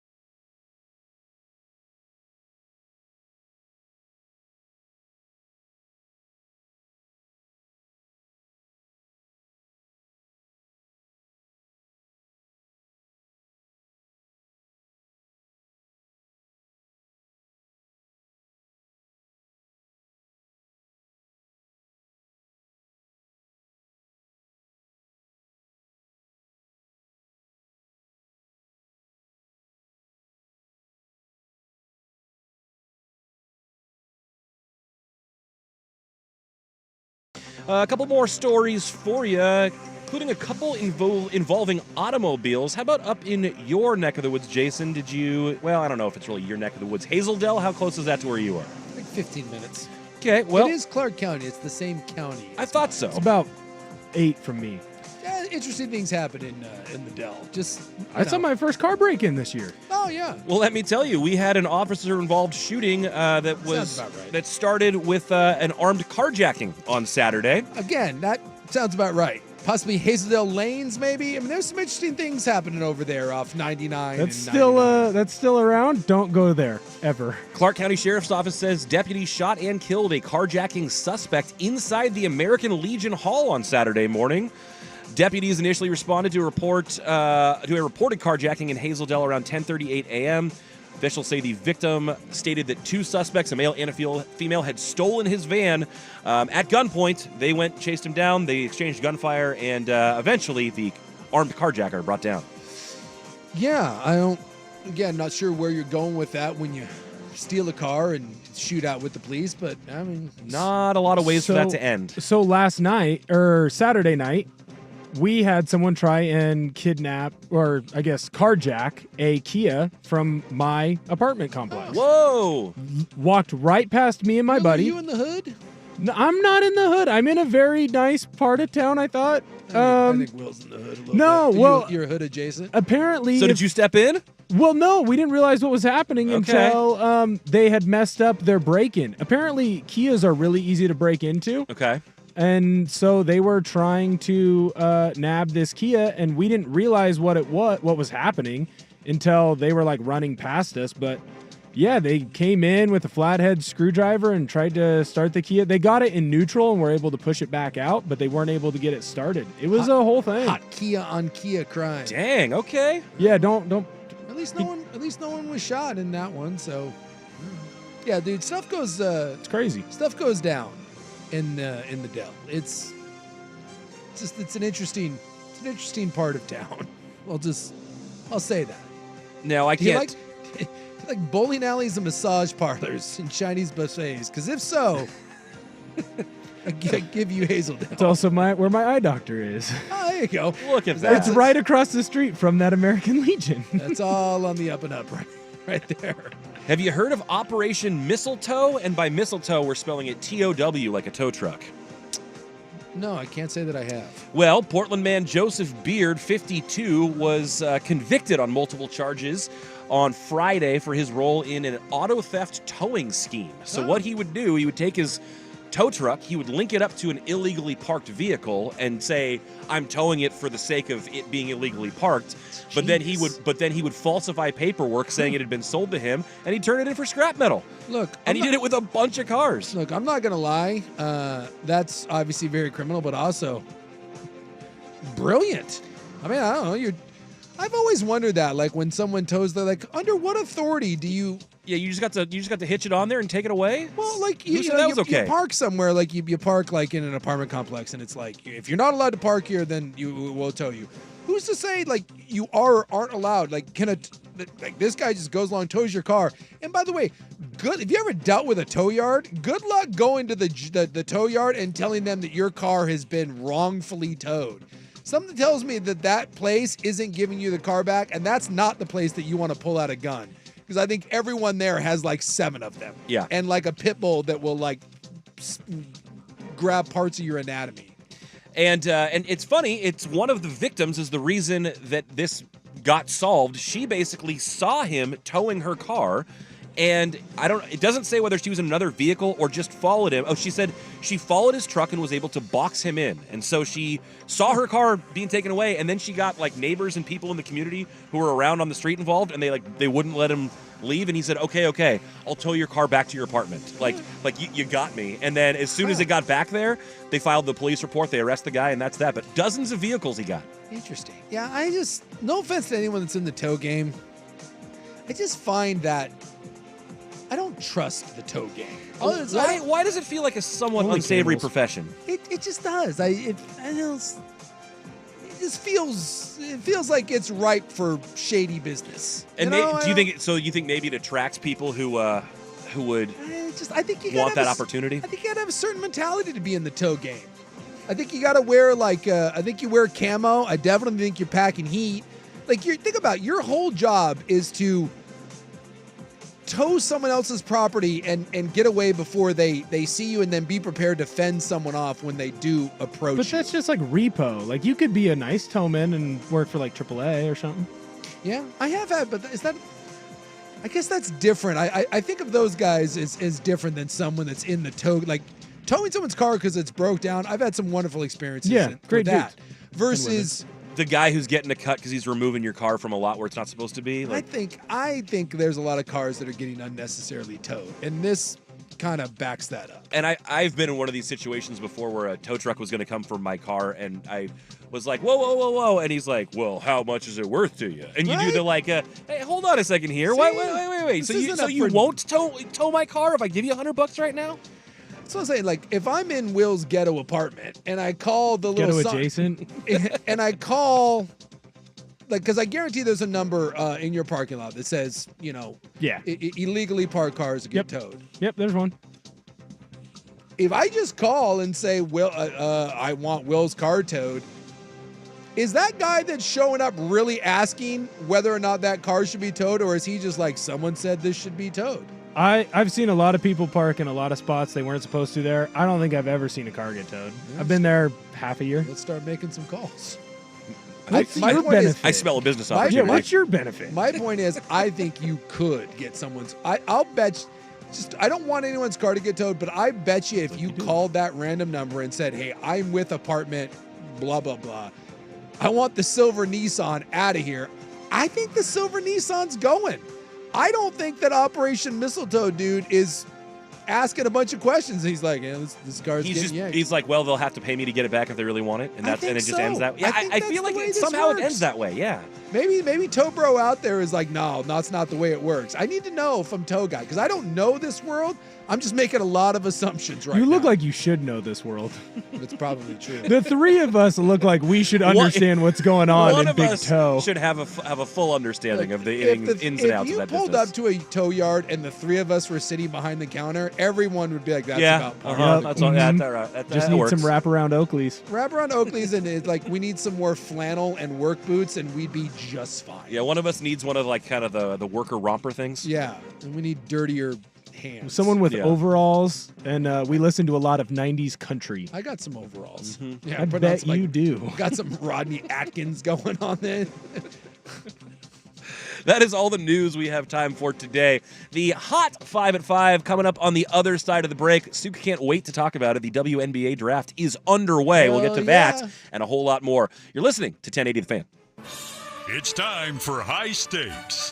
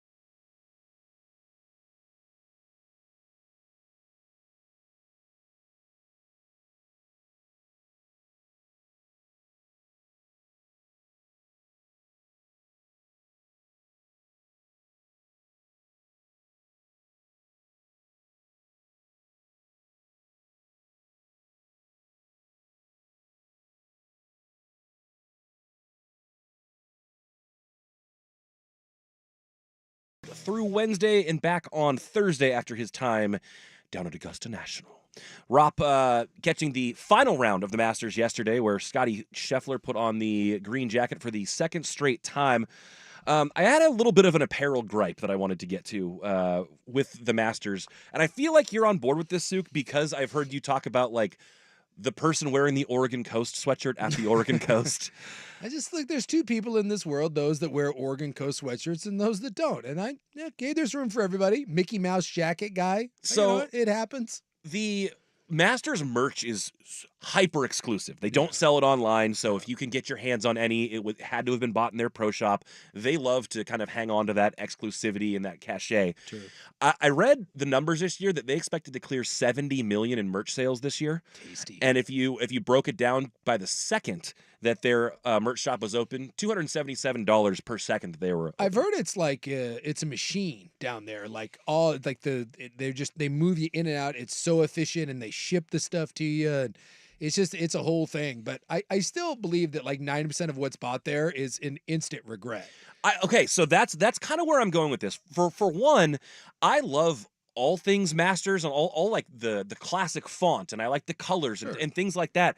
But they started selling hats this year with phrases on them that you could give me 100 other Augusta phrases to choose from first before I'd pick these ones. First one I saw was pimento.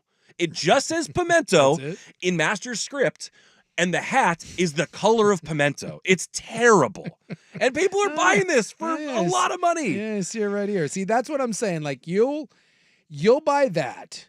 You'll get caught up in the moment, and someone's going to get home and be like, oh my God. Like, just give me the polo with the little logo and like, we're good. Why did I buy that? I got a buddy of mine that's fortunate enough to have been to the Masters a couple times, and he has so much Masters stuff. And he was dumping it like a couple years ago. He was like, I don't know what I'm doing with this. It's like people go there and they buy like, one of everything. One of everything. You buy like camping chairs and ball markers, and you buy like $9 million worth of Masters and coffee mugs. And then you get home and you're like, what am I? Do I need? It's like when you go on vacation, like you go to Hawaii for the first time and you're like, I need 9 souvenirs. And then eventually you're like, no, I don't need anything. I don't need that concert shirt that's horrific and scratchy and oversized and I'll never wear it. But in that moment, you're like, $65, take my money. And listen, if you want to rock a cap that says Amen Corner or Raised Creek or Azalea or something like that, whatever. But I also saw Caddy. No, you're not. If you bought that, no, you weren't. Like, the caddy isn't wearing a hat that just says caddy in script. And then maybe the worst one that takes the cake, patron. Well, I know. Okay, like, am I going to show up to a baseball game with a hat that says fan? Did he think it said Patron? That's what I wondered. And no, there was no tequila tie-in, but I guess that you could try to play it off like that. And then on top of it, Suk, these people are wearing the hats at the event they bought them at. And I'm like, obviously you're a patron at the Masters. I see you behind the ropes. Yeah, it's like when Rob Lowe was sitting at the NFL game wearing the NFL hat. I hope both teams have fun. It's time for the Hot 5 at 5. Hot topics, hot opinions. Oh, golly, I'm hot today. And hot air. It's time for the Hot 5 at 5. That's hot. The Hot 5 at 5 on Primetime with Isaac and Suk. No, I mean it. That's very hot. The Hot 5 at 5 with Isaac and Suk. Brought to you on the Fan by Victor Rico's Mexican Food, the most popular burrito spot in Oregon. Online at victorricos.com. Number 5. Well, we promised it to you. Number 5, the WNBA draft is underway. Sir. As expected, Caitlin Clark, the sharpshooter from Iowa, goes to the Indiana Fever at number 1 overall. And then homegrown product from right here in Beaverton, Cameron Brink getting drafted 2nd overall by the LA Sparks. Now, did you see when Caitlin Clark got drafted, for some reason, like the first person that she hugged and was there was Jake from State Farm? What? Why is Jake from State Farm? Like, that guy's everywhere. Yeah, it's really odd. I don't know if he's based there. He's like a celebrity at Iowa games for some reason. I know that she got a big State Farm NIL deal, so I don't know if that has something to do. Maybe that's like what it is. They've been working in tandem with her, like congratulating her and doing ads that include her and stuff like that. That guy is everywhere. Yeah, and let me state this for the record as well. The outfit of choice for the WNBA draft is the Damian Lillard, the suit jacket with no shirt on underneath, and I'm here for it. There's a lot of good things happening right now at the WNBA draft with a lot of very talented young women, and God bless each and every one of them. Yeah, the fashion choices here are top-notch tonight. Let's see, how about going around the MLB? We did have plenty of action early in the day. I always enjoy the existence just of the whole Patriots Day Red Sox game. It seems like that'd be a fun deal. I don't know if you saw Gronk went out there today to do the first pitch and elected not to first pitch, but to first spike it directly into the ground. No, I did not see Gronk, but that's... He did a Gronk spike instead of trying to throw it to the catcher. Boston strong. So they were losers, though, today, 6-0. That's the only game that's in the books. Plenty of other games going on right now, including Souk's Mets tied up goose eggs in the fourth against the Pirates. And coming up a little bit later, the Mariners tonight are going to be hosting the Cincinnati Reds with George Kirby on the hill. Mariners 6-10 on the season, as I understand it, still looking for their first series win. And they're bringing up one of their top prospects today as well. Oh, are they now? Yeah, they... Class A or something? Yeah, Class A or Jackson, Clays, something like that. Something.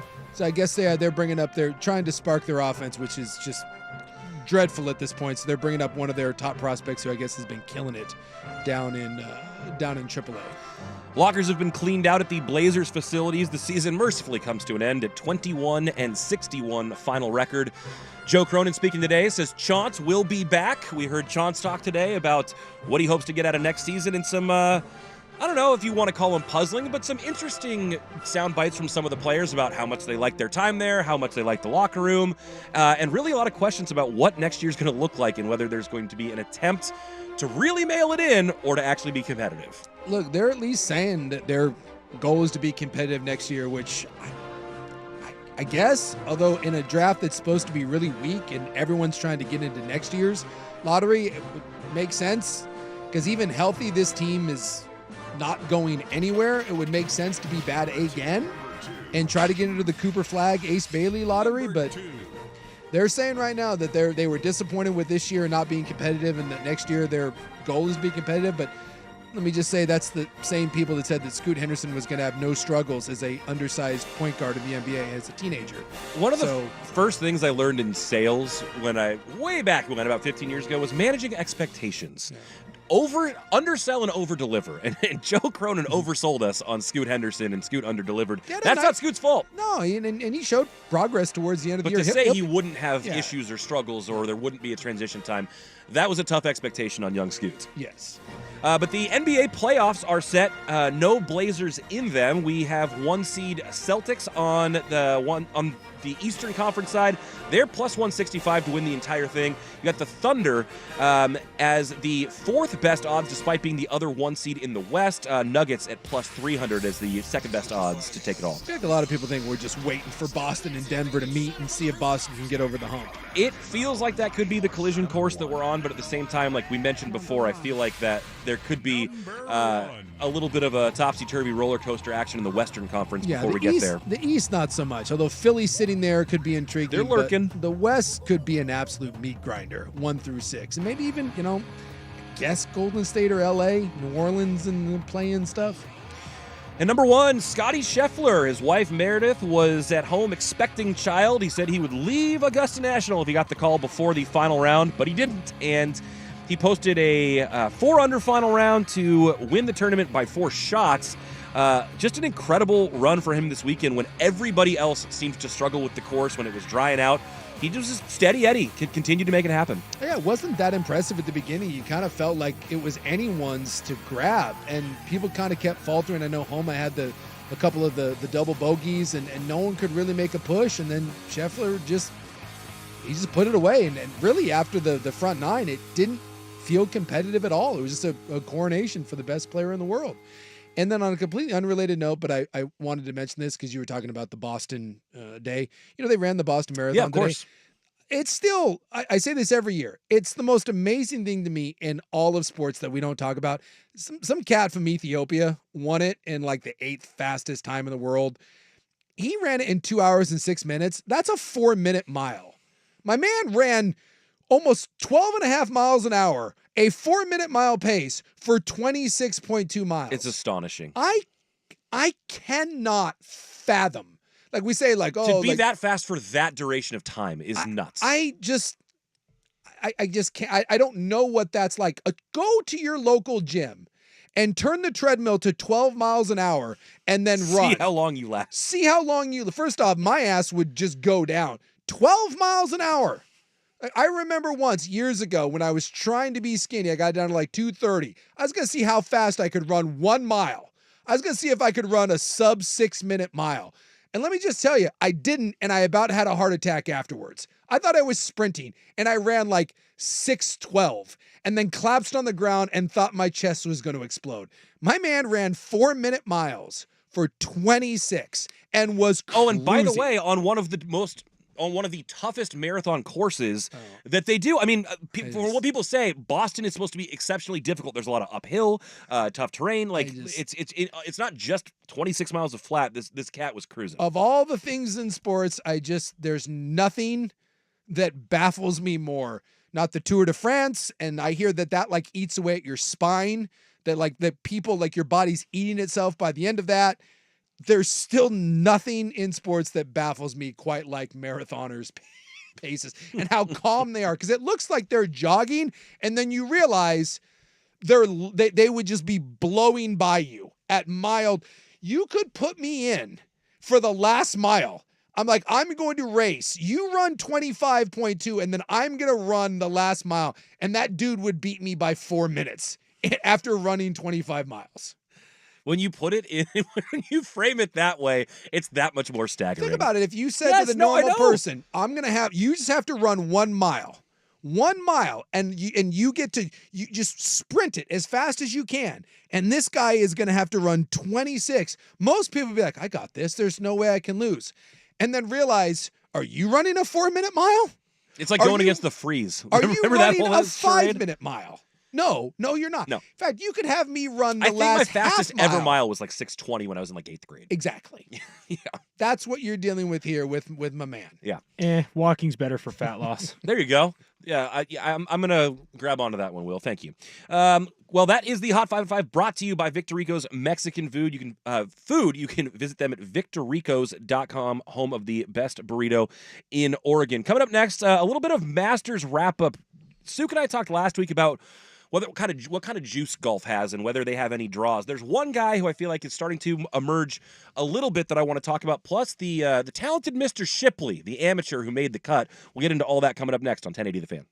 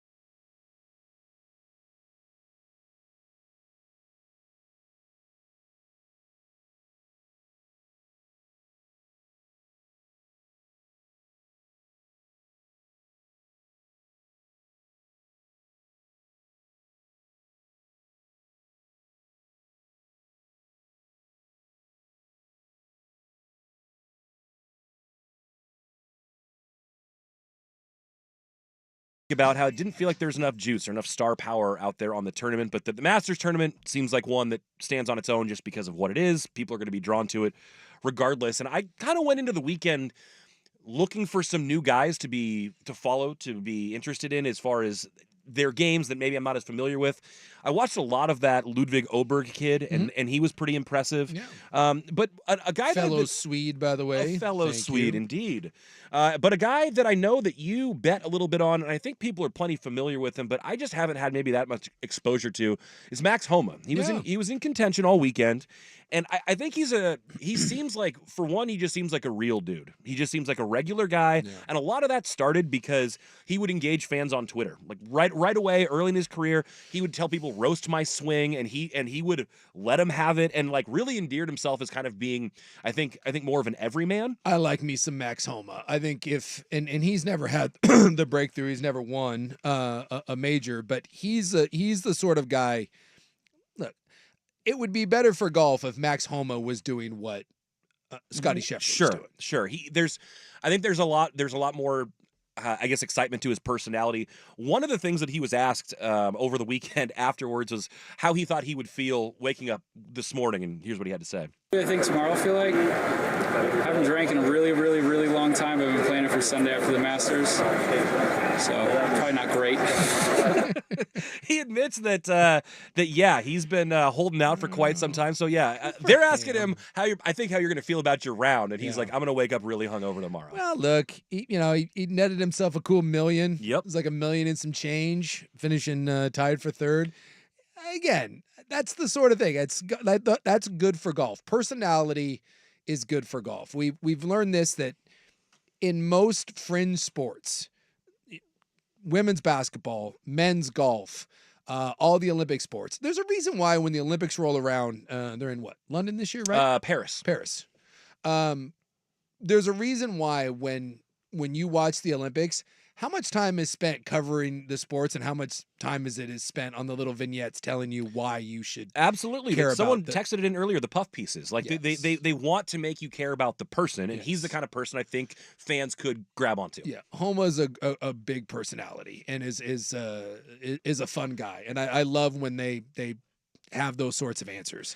And he's a guy that I 100% was, and some of us had some money on Max Homa, so that was another reason why I was pulling for him. But those two doubles just killed him. But hopefully he has a breakthrough. By the way, I had this moment where I can't imagine the frustration for him. I think it was 16 that he cleared the green and he went straight into the ivy there, or whatever the kind of roughage was. And I'm sitting there thinking, there's 3 million people who watched that ball go in there, and no one at home and nobody out there can seem to find it. No. I mean, we know it's there. Yeah. We've all been there, but even with the aid of all the eyeballs in the golfing world, took them some time to be able to dig it out. I think that's kind of the challenging thing about golf too, is there's just so many ebbs and flows that it's hard to have staying power.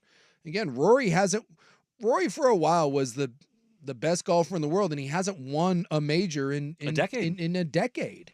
And when you have a good year, a great year, like the year Justin Thomas was the player of the year and won the FedEx. I think he won 5 times on tour, and that's amazing. Like, think about it, you win 5 times on tour, you have much top 10s, you win, the FedEx. There was a major, I think he won in one of his 2 PGAs, or was it I think it was the PGA, and that's an amazing run. And yet there's just so many golf events. It's hard to be dominant. It's hard to stay on top, and then the field is so deep and so competitive that it feels like sometimes it's hard to get that guy that gets the attention of the ancillary fan, unless we get a guy that just has an enormous personality with the game to back it up. And even when you do have a personality and you do back it up, sometimes it's a very short-lived run. You win 1 or 2, and then it just you for whatever reason you fade, because that's just the nature. I mean, think about it. You win 3 or 4 majors and you have a Hall of Fame career. Oh, 100%. And that's over 20 years. It's the sport is not set up to have sustained dominance like that. And especially now, when in this generation we compare it to arguably the best to ever do it, it's just a really, really high bar to set. And for all the talk we're giving Scheffler right now, and rightfully so, best player in the world, and we knew going in it was like his tournament to win, and going forward there's going to be like, hey, it's Scheffler versus the field. how realistically, how long can he really keep it up? That's another great question. Because I think he's got 2. Yeah. And I think the sport is interesting too because it's a sport that is based on everybody failing except for the winner. We're not maybe not failing, and that's where I think Homa is really interesting and provides a really nice insight. And so he was also asked about his round and just his thoughts on it, and I thought he provided a super unique perspective on that. I would give most of that to those thoughts, just of not needing to be better than I am. I wrote something in my journal yesterday that just said, however good I am is how good I am. I don't need to try to be better than I am. And I can just see wherever that takes me. Maybe it's winning this, maybe it's not. And I'm okay with that. I know what I've put into this game, trying to get every ounce back doesn't really work. And I've tried that part. So I just feel like so much of it has just been from just making golf swings that feel good to me. They aren't always the right one, I would say, for what maybe a commentator would look at, but picking the right ones. I mean, I'm not sure which hole would lean in most to that, but there were just moments of trusting myself, like on 4 today and hitting the 7-wood instead of just taking the 4-iron in the bunker. Joe wanted me to hit the 7-wood and just take it on, but he said if you feel better just hitting it in the bunker, we could do that too. So I guess that's just backing myself a bit, but then other times of playing just the low driver I've hit around here in the wind instead of trying to hit the high, cool one at times when the wind was off the left because it just doesn't fit me. So just being really patient with that and discipline, I feel like is, I guess, a testament to those kind of the mental goals I've set for myself. So he says a couple things there that I find interesting, and I went on to do some more reading about what he said and about his round, and ended up digging into some of his other quotes from other tournaments, like the Ryder Cup and things like that. And he really tries to put himself in a mindset where when the big moment shows up, instead of saying what could go wrong, he says, imagine what could go right. I mean, imagine you asked for this moment, you asked for this spot, and now you get the chance to deliver on this thing that you've always wanted. And he tries to frame it that way in his mind. And I think the cool thing for me is that even in defeat yesterday, he went to Instagram and he said, this is a potential too long didn't read upcoming, but winning doesn't always come with a trophy. Winning's fickle. Learning, growing, progressing, that's the dream. I'd love to have won a green jacket today. It hurts. Losing sucks, but with the right mindset, losing leads to me getting better. And my goal in life is to constantly improve and see where that takes me. Hopefully that's major championships. Maybe it's not. I'm okay with either knowing that I'm doing everything I can to make it happen. I have a sneaky suspicion it will happen, but that's to be determined on future Sundays. Thank you all for the support all week. Can't explain what an amazing week it was. Can you imagine if an NBA player, an NFL guy said that? It just said it stood out to me as so unique. Giannis said something very similar a couple years ago, and we killed him. Yeah. And so I'd ask you as a former athlete, both of you as former athletes, is that a healthy perspective to have? Look, I never played an individual sport, so to me, to pretend that I have any idea of what it takes to win on the PGA Tour, to win at that level, I have no idea. I will tell you what, it seems like a healthy perspective from an outsider. Sure. But I would make the argument that I don't think healthy perspectives are what win championships. It's the obsessives, the red ass, almost every guy that I've ever known that I've played with or against and have been around that really is a high level, like someone that made me go, holy crap. Like I'm not playing the same game you are. That wasn't a healthy person. Right. Just wasn't. They were asses. They were obsessive. They were not good fathers. They weren't good husbands. Well, we've seen these now talked about and chronicled in major documentaries, the Michael Jordans, the Tom Bradys. I mean, these people who have done truly elite things in their field, they often sacrifice a lot of other places where healthy perspectives maybe could have won out. And I hate to say this because I really like Max Homa, and I think what he said was refreshing to hear. And this sounds very hot takey, and I don't know if it's true or not, but I in the back of my mind, the first thing that I thought about when I heard that was, it's why you don't win. It's why you don't win championships. You know what I thought of was the Sean Connery quote from The Rock, where losers always whine about doing their best, winners go home and the prom queen, Yeah. But at the same time, Scheffler seems a little bit like this. He had his, he does the Jesus thing. He said that I thought it was a little When corny. you say But like I already won on the cross. yeah, or I already something like won on that? the cross or whatever, and I just had my huge eye roll. But for Christians, they freaking love that, and he's a guy that's out there, so he seems like he's got a little perspective, that he's not a complete obsessive. But this is also why I wonder in golf sometimes why we don't see guys stay on top. Like I said, we've seen guys have their moments in the sun and become the number one player and maybe win a couple majors, but I think it's hard to win that grind. I don't know if there's another sport that's as much of a grind as golf is when you're talking about. Think about how little the tweaks and you can play great and still not win, and you need luck, and you get this, the other players. It's just really freaking hard to do when you consider over a 20-year career. If you, like I said, if you win 6 or 7 of these, you're one of the greatest to ever do it. Really, really hard. And the mental and the physical toll it takes to stay on top year after year after year and grind through that stuff.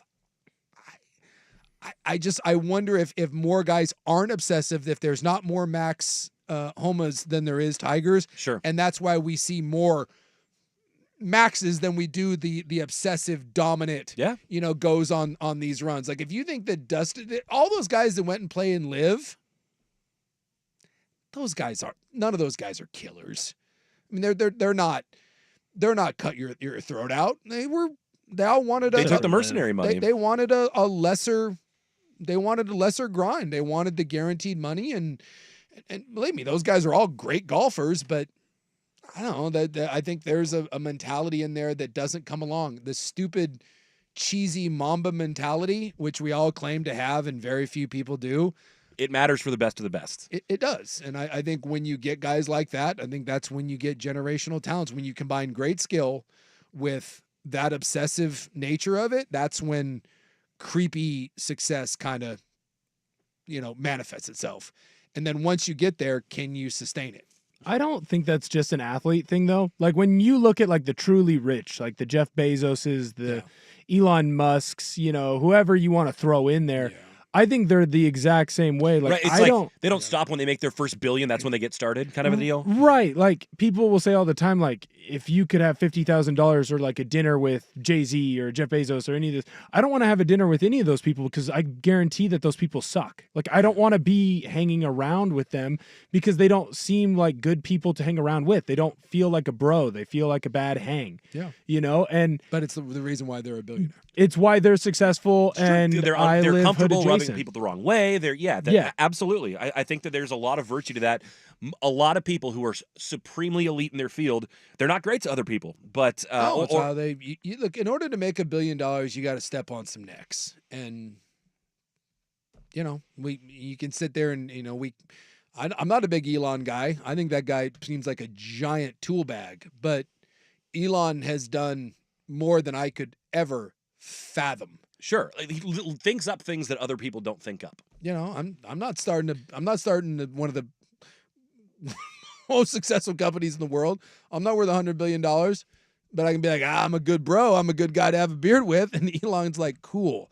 I'm worth $180 billion. I'm glad that people like to have beers with you. It's. And on the Vancouver Ford text line, we see it from all sides. One person says, I love Max for saying that. Another says, yeah, but we care about wins, not your personal wins. Sorry. And the other says, I think you can have that perspective Thursday through Saturday, but if you're in the hunt on Sunday, you better be a stone cold killer. Yeah, it's true. A fun round or a fun bite from Max. A fun guy to follow. I hope he gets one. Interesting perspective from him. And there's one other cat that I want to hear from the Masters. Maybe had the best weekend of anybody out there who wasn't especially successful on the course. We're talking about the talented Mr. Shipley. That would be amateur Neil Shipley. Talk about him coming up next. But first, Ortner has SportsCenter.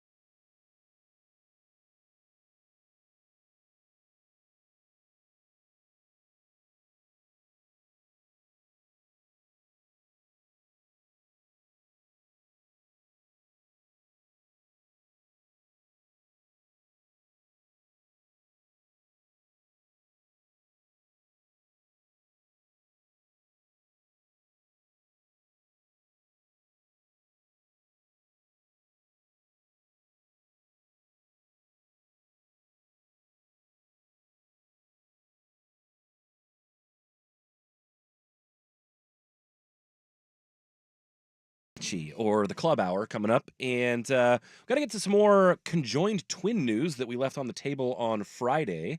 Also, another celebrity sighting. Remember we had Gene Hackman last week or the week before? yeah. Another one who we haven't seen in a while popped up. I want to see if you've seen him. And then also some squatting at a celebrity restaurant going on as well. But first, I want to talk about the weekend of 23-year-old Neil Shipley. He was the only amateur to make the cut, which is already cool because once that happens, that means you're automatically going to Butler Cabin. Yeah. Low amateur gets to go in, and he was the only amateur that made the cut. So he gets to play through the weekend. No money, though. No money. He played at James Madison. He then transferred to Ohio State. He's currently a grad student at Ohio State.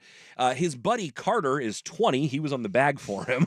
And you saw some cool shots of him and Carter, of Neil Carter, and then also Tiger just walking Amen Corner by themselves. Yeah, if you didn't know, he got to play with Tiger. So, and that's just the thing. Tiger was so, I mean, this kid wasn't supposed to do great. He's an amateur. Yeah. So he had one of the worst rounds of the guys playing on Saturday after he had made the cut. Well, the worst round belonged to Tiger. Yep. So Tiger went 10 over, I believe, on that third round Saturday. So what it meant was that Neil Shipley, the 23-year-old amateur, was getting partnered with the greatest of all time at Augusta on Sunday. And he goes out there. By the way, he beats Tiger. He only went 1 over. Tiger went 4 over. Yeah. And it's amazing. I mean, you can imagine the kind of nerves you'd be feeling. He said that Tiger made him feel super welcome. He said it was the most comfortable round he had all week, that he just was very easygoing and cool about it. And I guess his dad said that, yeah, we went to the U.S. Open at Oakmont back in 2007, and little Neil, 14 years ago, was dressed up as Tiger, black pants, like Sunday red on, and was just trying to get a high five from him. They never connected, but he's like, I think he'll be okay with that now. Yeah, that stuff is fun. If you're a golf fan, or if you're watching the Masters and you're just looking for kind of the human stories of it, like stuff like that's kind of fun. And there's a great clip, like Tiger's on the practice range, and Shipley comes up like in the middle of Tiger's swing. He just comes over and is like, Hey, just wanna we're playing together today. Just want to say hi. It's you and me. I'm sorry. That's true, because we can all. I think all of us can relate to just feeling awkward and uncomfortable in some way. You're just some amateur, and then next thing you know, you're walking up and you're like, "Hey, who am I playing with today?" And you thinking it's just some random guy on tour. No, it's Tiger Woods. Yeah, and then you're doing weird side eyes at the cabin, and now you're just memes going around. So yeah, there were 2 Neil Shipley stories that came up outside of the Tiger thing. Well, I guess one's related to the Tiger thing that were kind of interesting. The first one we actually have some audio on. I'll let Ortner play that, but basically this is an exchange from his presser after his round with Tiger. I saw on a fairway, he wrote something and handed you a note. What was that about? Did you? No, but he didn't. I thought he wrote something and handed you a piece of paper. No, that didn't happen. Okay. So this is Notegate, and apparently people think. I mean, I'm wondering. It seems like there was a note. For whatever reason, he doesn't want to address what was on it. I don't know if it was. What if it was just like the Big Lebowski? It was just like a drawing of some dude's giant penis. Like, I'm sorry. You know what I'm. Tiger does that sort of thing. You've seen the Big Lebowski, right? Oh yeah. There's the great scene in Lebowski Jackie where Treehorn? Yeah, Jackie Treehorn. The guy writes out a note, and Lebowski takes the pencil trick and goes over it, thinking that you can see what the guy wrote. Like shades over it to see what the outline's outline's going to be. See what the outline is, and it's just the drawing of some dude's giant wang. Like, I want desperately for that to be Tiger Woods draws that and then hands it to him, and this kid thinks he's about to receive a great piece of advice from Tiger Woods, and it's just a dong. Yeah, well, so here's the thing: Tiger is known to kind of play with and mess with this. Was it Justin Thomas? It was Justin Thomas that he handed the tampon to. Yeah, so maybe he couldn't do it, so he wrote on the note I would give you a tampon right now, but I can't. Or maybe maybe Neil goes closer to the pin than Tiger, and he just puts down a quick "F you" and passes it to him like a funny thing. Whatever it is, I want to know what's salacious enough that Shipley was borderline scared to talk about it. It sure seems like a note was passed. What if he wrote "Do you like me? Check yes or no."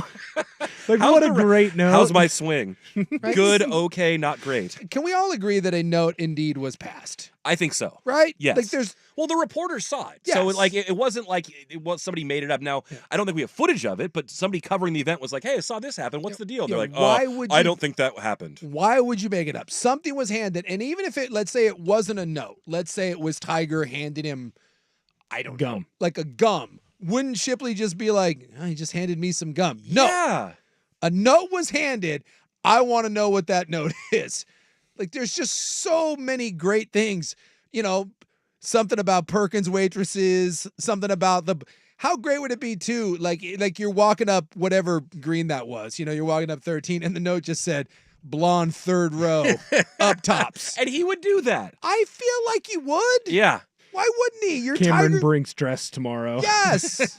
Something along those lines. Like, hey. I bet he was having fun with them, and he can't say what it was that was on that paper. It's got to be, right? Yeah, unless he's like, unless Tiger has like the nuclear codes and was passing them or something. But no. I mean, realistically, at first I was trying to think about like what could it have been that's so salacious. My guess is it's not anything like that. It's just something jokey. And Tiger caught a bunch of heat when he gave the tampon to JT, and they don't want that. He's like, or hey, someone keep that said between you like, and me. you're not allowed to give advice to other players. Sure. So is it one of those where Tiger was he broke a code of some sort, and wrote him, I don't know, wrote him like avoid, don't make that shot, or I don't know, do this or that, and then maybe he has to cover for Tiger. Someone knows, and those are fun little moments to sit there, and I can only imagine how cool it was for that young man. And now I don't know if it's good to be famous and getting made fun of for your weird side psycho serial killer Ozzy Osbourne eyes. So that was the other like kind of I guess meme that dropped is him side-eyeing the camera in Butler Cabin. So like the low amateur gets to go with the Masters champion to get their green jacket. And I don't know if he just didn't know which one to look at or if someone had a gun pointed at him off camera, but like he looked like he was being held hostage. Well, again, it just reminded me of the Ricky Bobby, like, I don't know what to do with my hands. Like, I don't know, you're just some kid. Like, you're just some kid with kind of a dad bod, and next thing you know, you're at Butler Cabin, and I don't know.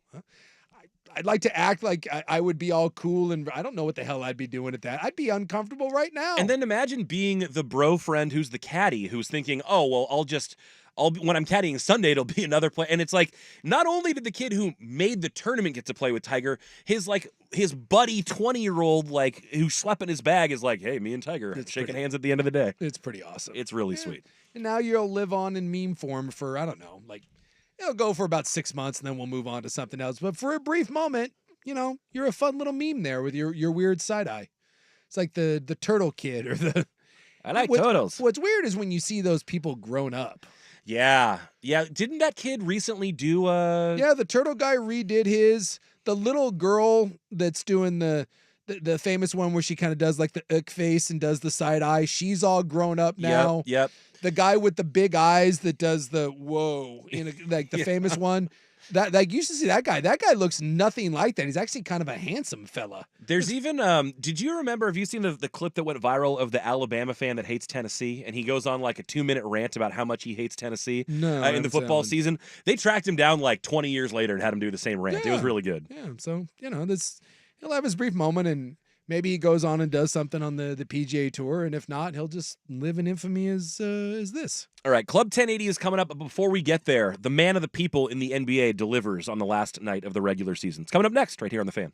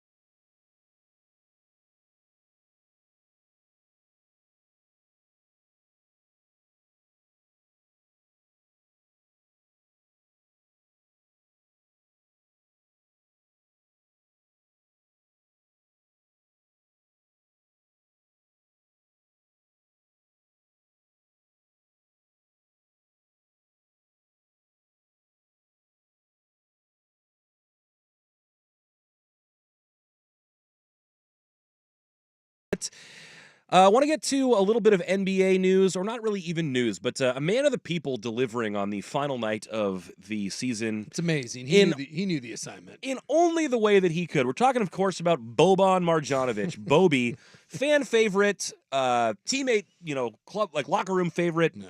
And he was in a 30-point blowout last night. And like a lot of teams do, for the home fans, if the opposing free throw shooter misses both free throws, there is a prize at the end. Much like if you eclipse 100 points or whatever, you get chalupas, what have you. We have the audio of what happened after Boban had missed his first free throw.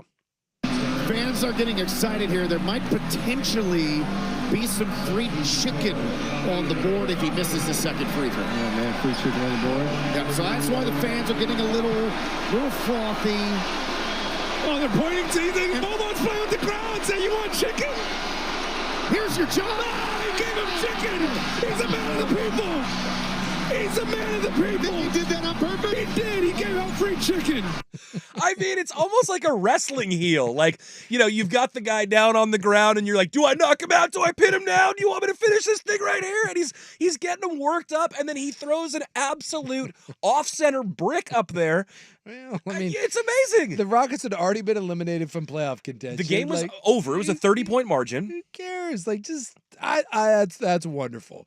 And then, like, if you watch the clip, he's like literally playing it up. To the crowd. He's running back down the court, pointing at all the people. Like he's so proud of what he's done for the people.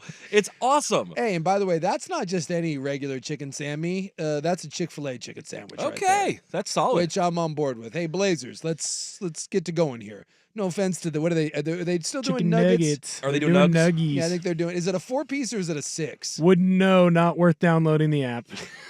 That's a good call. I'm not doing it, dude. No, I'm Fair so enough. with you.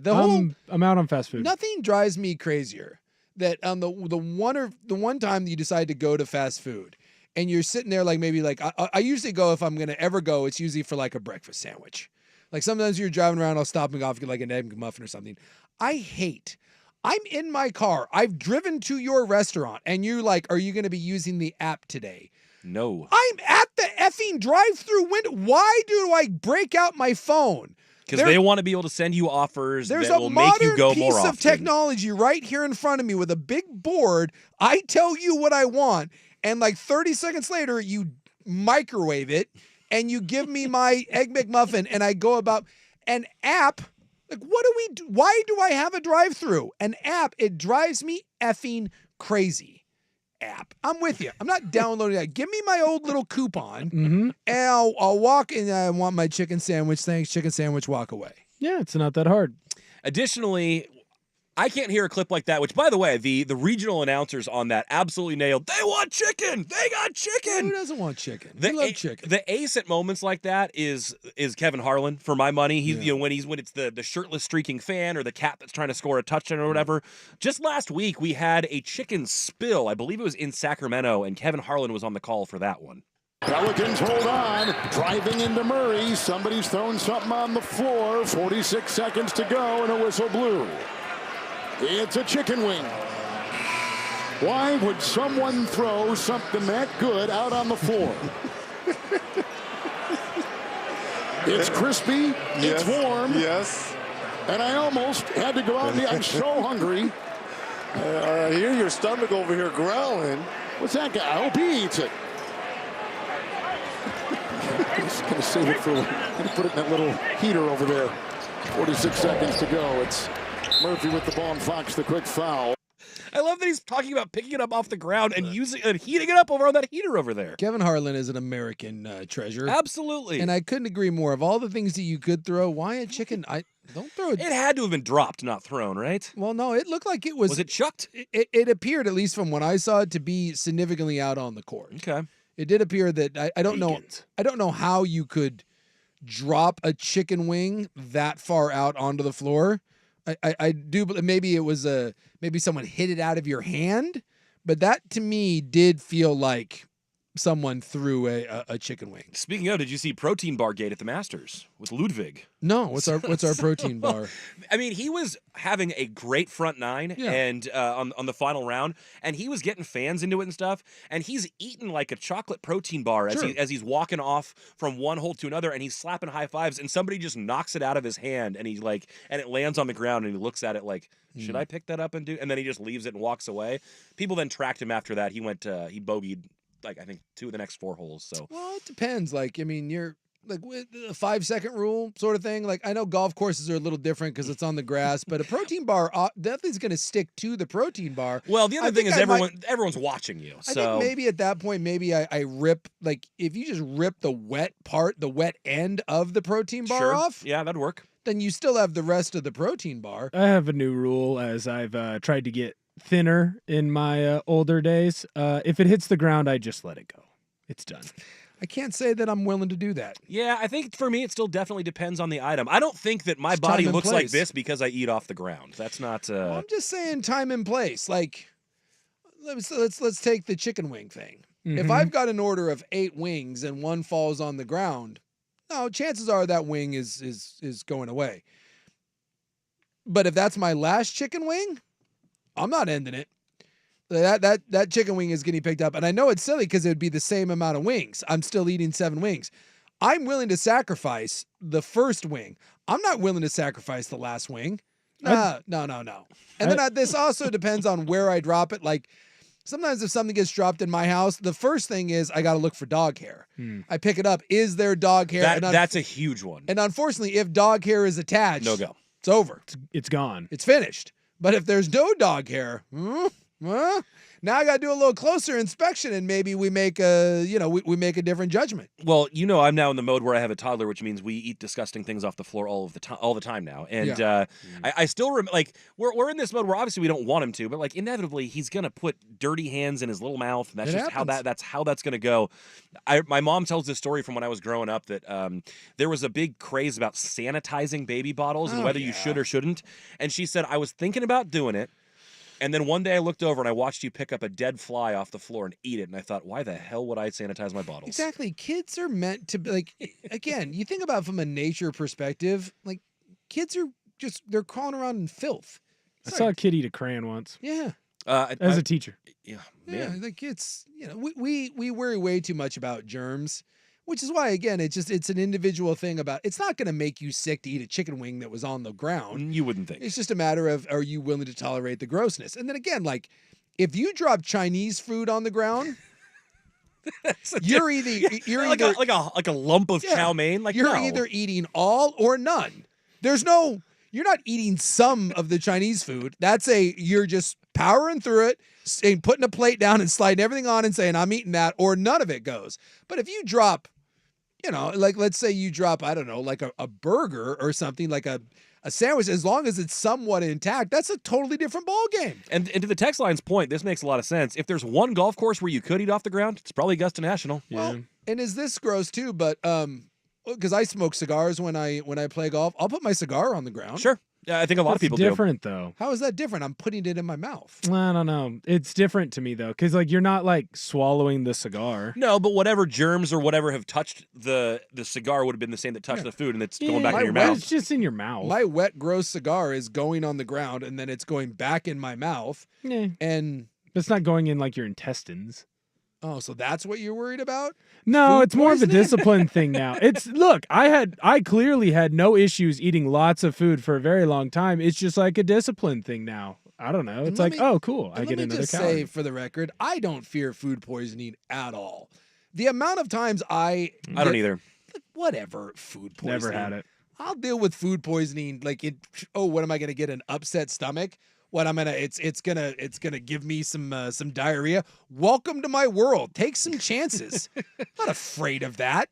The amount of times I've looked at something and been like, and then I just keep eating. Absolutely, I'll open some. When I had this just like a week ago, I'm like, hey, when did we make this? And my guy was like, I don't remember. And I opened it up and then immediately went with, what's the worst that can happen? Some E. coli? I'll deal with E. coli. Whatever. I'm fine. This is a great text on the Vancouver Ford text line. How much did the wings cost? That is the biggest difference for me. I don't have a lot of money. If I spend a lot of money on some chicken wings, I'm throwing the God on the floor out the window. Yeah, I suppose, like, if you, especially, like, let's say, I know that Augusta concessions are cheap or whatever, but if, like, Right. let's say you spend $24 for 4 tendies at an NBA game and you drop one on the floor. Right, that's getting 8.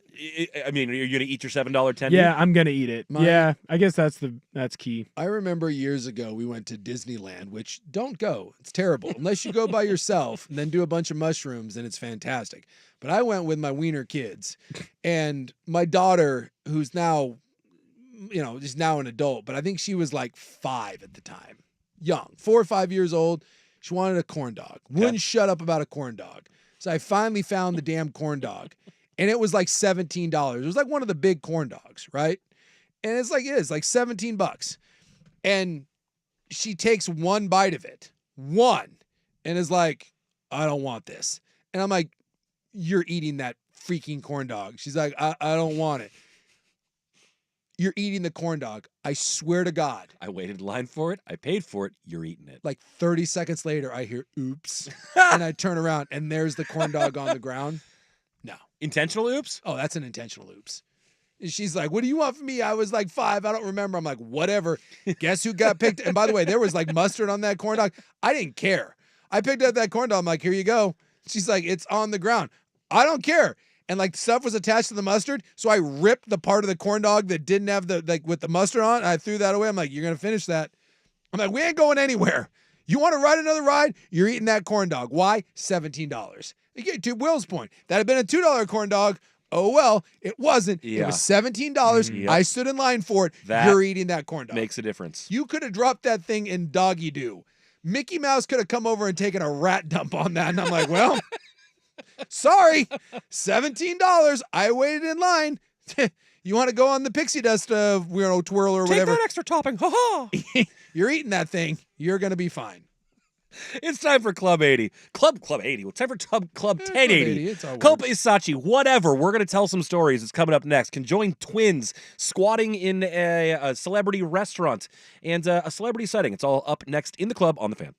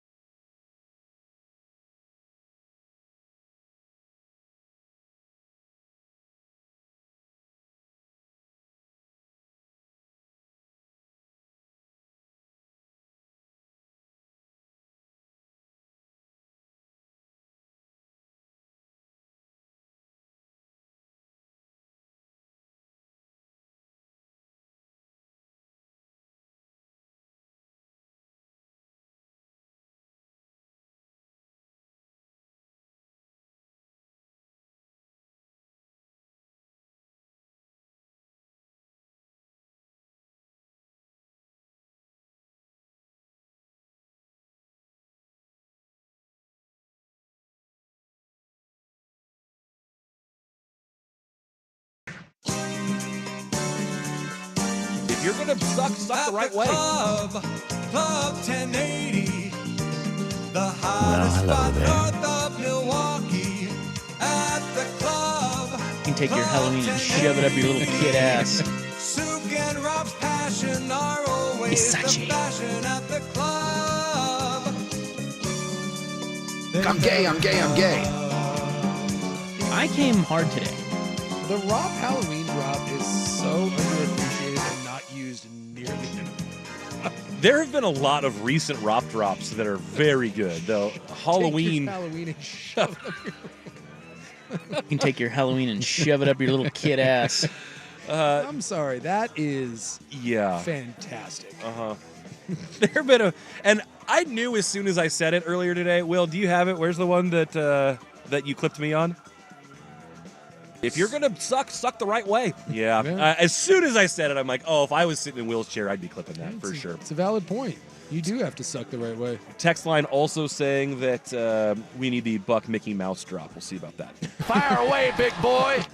Yeah, don't go to Disney. I mean, I know there's people that love Disney, and I just ask why.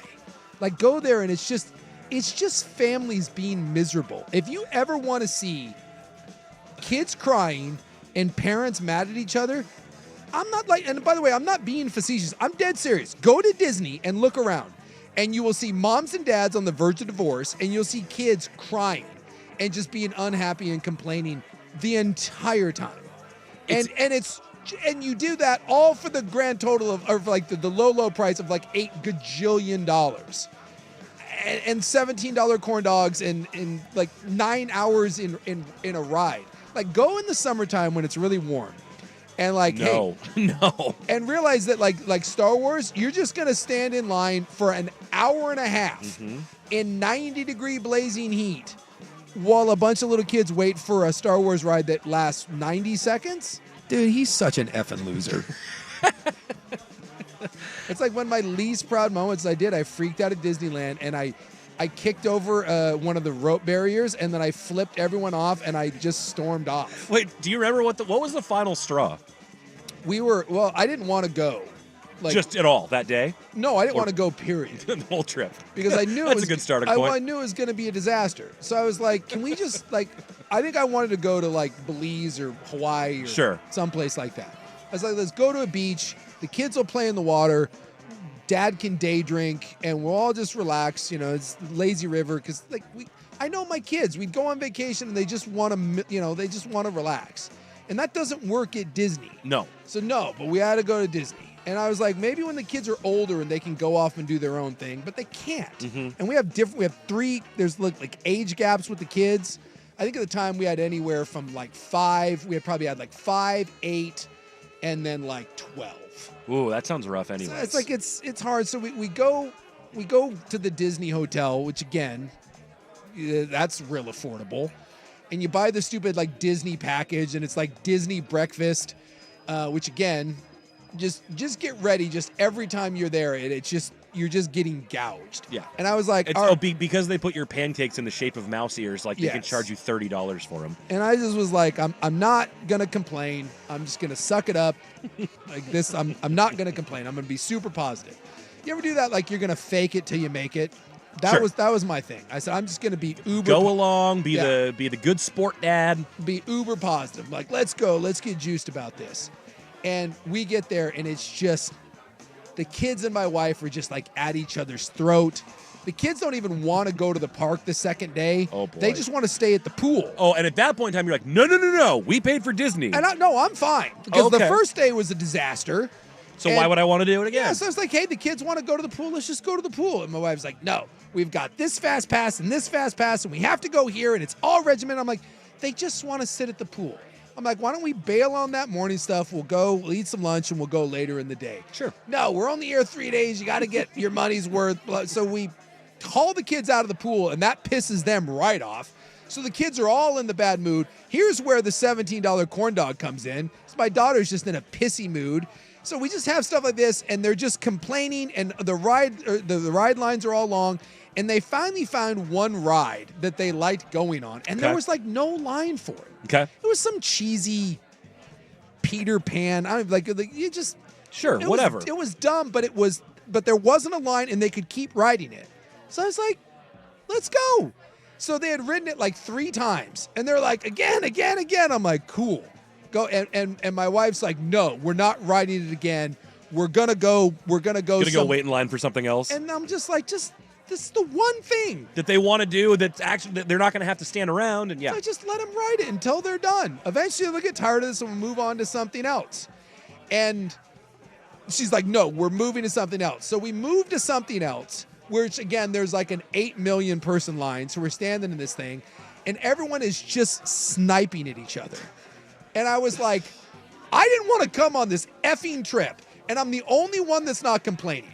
I was like, I swear to God, you're the one, all of you said, this is what we're doing as a family. And I'm like, you have done nothing but complain. And I'm like, I haven't complained one time. And I said, I swear to the next person that says something, I am going to lose it. And I don't even remember which one it was, but like 4 seconds later, someone was like, I am so hot. I don't even want to be here. Oh, dear. I lost it. And it's not proud. The little line ropes there, they have like in the metal barriers and then they have the chains or whatever. I kicked one and it snapped. Nice. Like it snapped and the whole thing went down. It's your martial arts training coming in handy. And and everyone around is looking and I just stormed off. And as I'm walking away, I just took both fingers, double birds, straight up I flipped off my family and everyone else in line. Because one of the other parents was like, nice. Wait, were they like actually cheering you on or No, was it the facetious? no. Like, oh, real nice, big Real guy. nice, real nice. And I just, the double birds just came up. And I did. I stormed off. I just stormed off and I disappeared for like an hour. I thought I was going to murder someone. Oh, man. I had a full-on parental breakdown in like Space Mountain or whatever, the line. It was Captain EO, some Michael Jackson I thing. remember Captain EO. That Couldn't was handle weird. it. Couldn't handle it. Lost it. And then I came back. Like an hour later, I came back and had to do the mistakes were made. Things were said. Sorry. Daddy's feeling better now. It's not my proudest moment. Disneyland. We went to don't go. a family friend's wedding like 2 weeks ago, and the reception was across the street from Disney. And we were going it's my wife's family friend, so her parents were also going, and they were like thinking Disney would be great. And we're like, hold on. Our 3-year-old doesn't want to wait 15 seconds for mac and cheese, let alone whatever amount of time there's going to be a ride. Yes. And because of how much everything costs, and we have a 5-month-old who can't do any of this Good stuff, luck. like we basically looked at Disneyland top to bottom. We're like, none of it makes sense. No, you want to get divorced? None of it No. makes sense right now. Yeah. By the So, way, someday, not that day. no. By the way, me losing in line, that was like the 4th worst thing I saw at Disney that day. There were way worse people. I've never seen so much dong in my life. Hopefully not that at Disney. It's a bunch of parents yelling at each other and kids crying. And then like every 4th kid for like a brief moment is somewhat happy because his parents bought him like a $70 Fantasia hat. Oh yeah, cool lightsaber that you're gonna break and forget about later. Bingo. It's like, go to Hawaii. I'm telling you. Take whatever money you're going to spend going to Disneyland, go to Hawaii. I subscribe to that. Go to Mexico. Wholeheartedly. Go to Spain. There's wonderful things to do. Yeah, my kid would like a sprawling beach with nobody on it just as much as he would a crowded park. I know that for sure. And then when your kids are older, and like we went to Japan, Disney, and the oh yeah.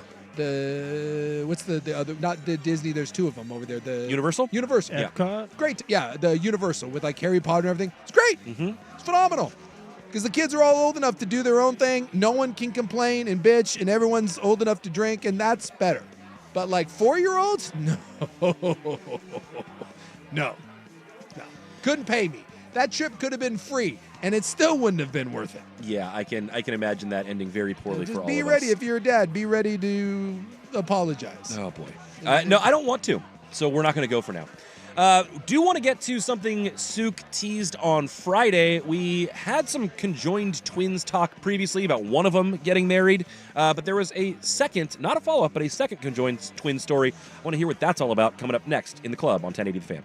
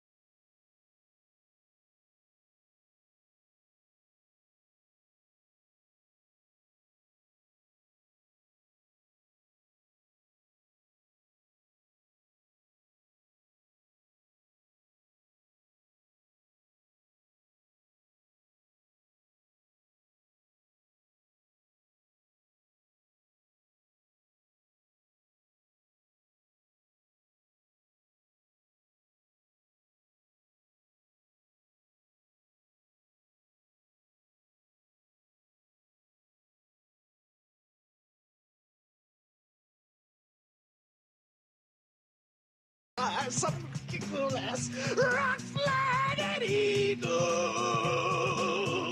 On 1080, The Fan. Double sun power! One final thought on Disney is we were loading up to leave the wedding we went to at the Orange County Airport, it's just always striking to me, and I get that there's a whole following, but when you see the fully grown adults in the head-to-toe Disney gear with no children anywhere around, like, I get that there are fans. There's something about it, though, that feels like it's like, I don't know. It just doesn't quite sit right. I don't have a problem with people who like Disney. That's not it. It feels weird when that is your end-all, be-all vacation. Yeah, we were down at Pac-12 Media Days once, and we were sitting at a bar, the little hotel bar or whatever, and Fentress came down. You know, the great Aaron Fentress, super nice guy. And he was wearing a Disney, like, leather jacket. And I was like, what? It's like, what the? And by the way, he doesn't drink, so it was double. He's super, I love Fentress. He's a nice guy.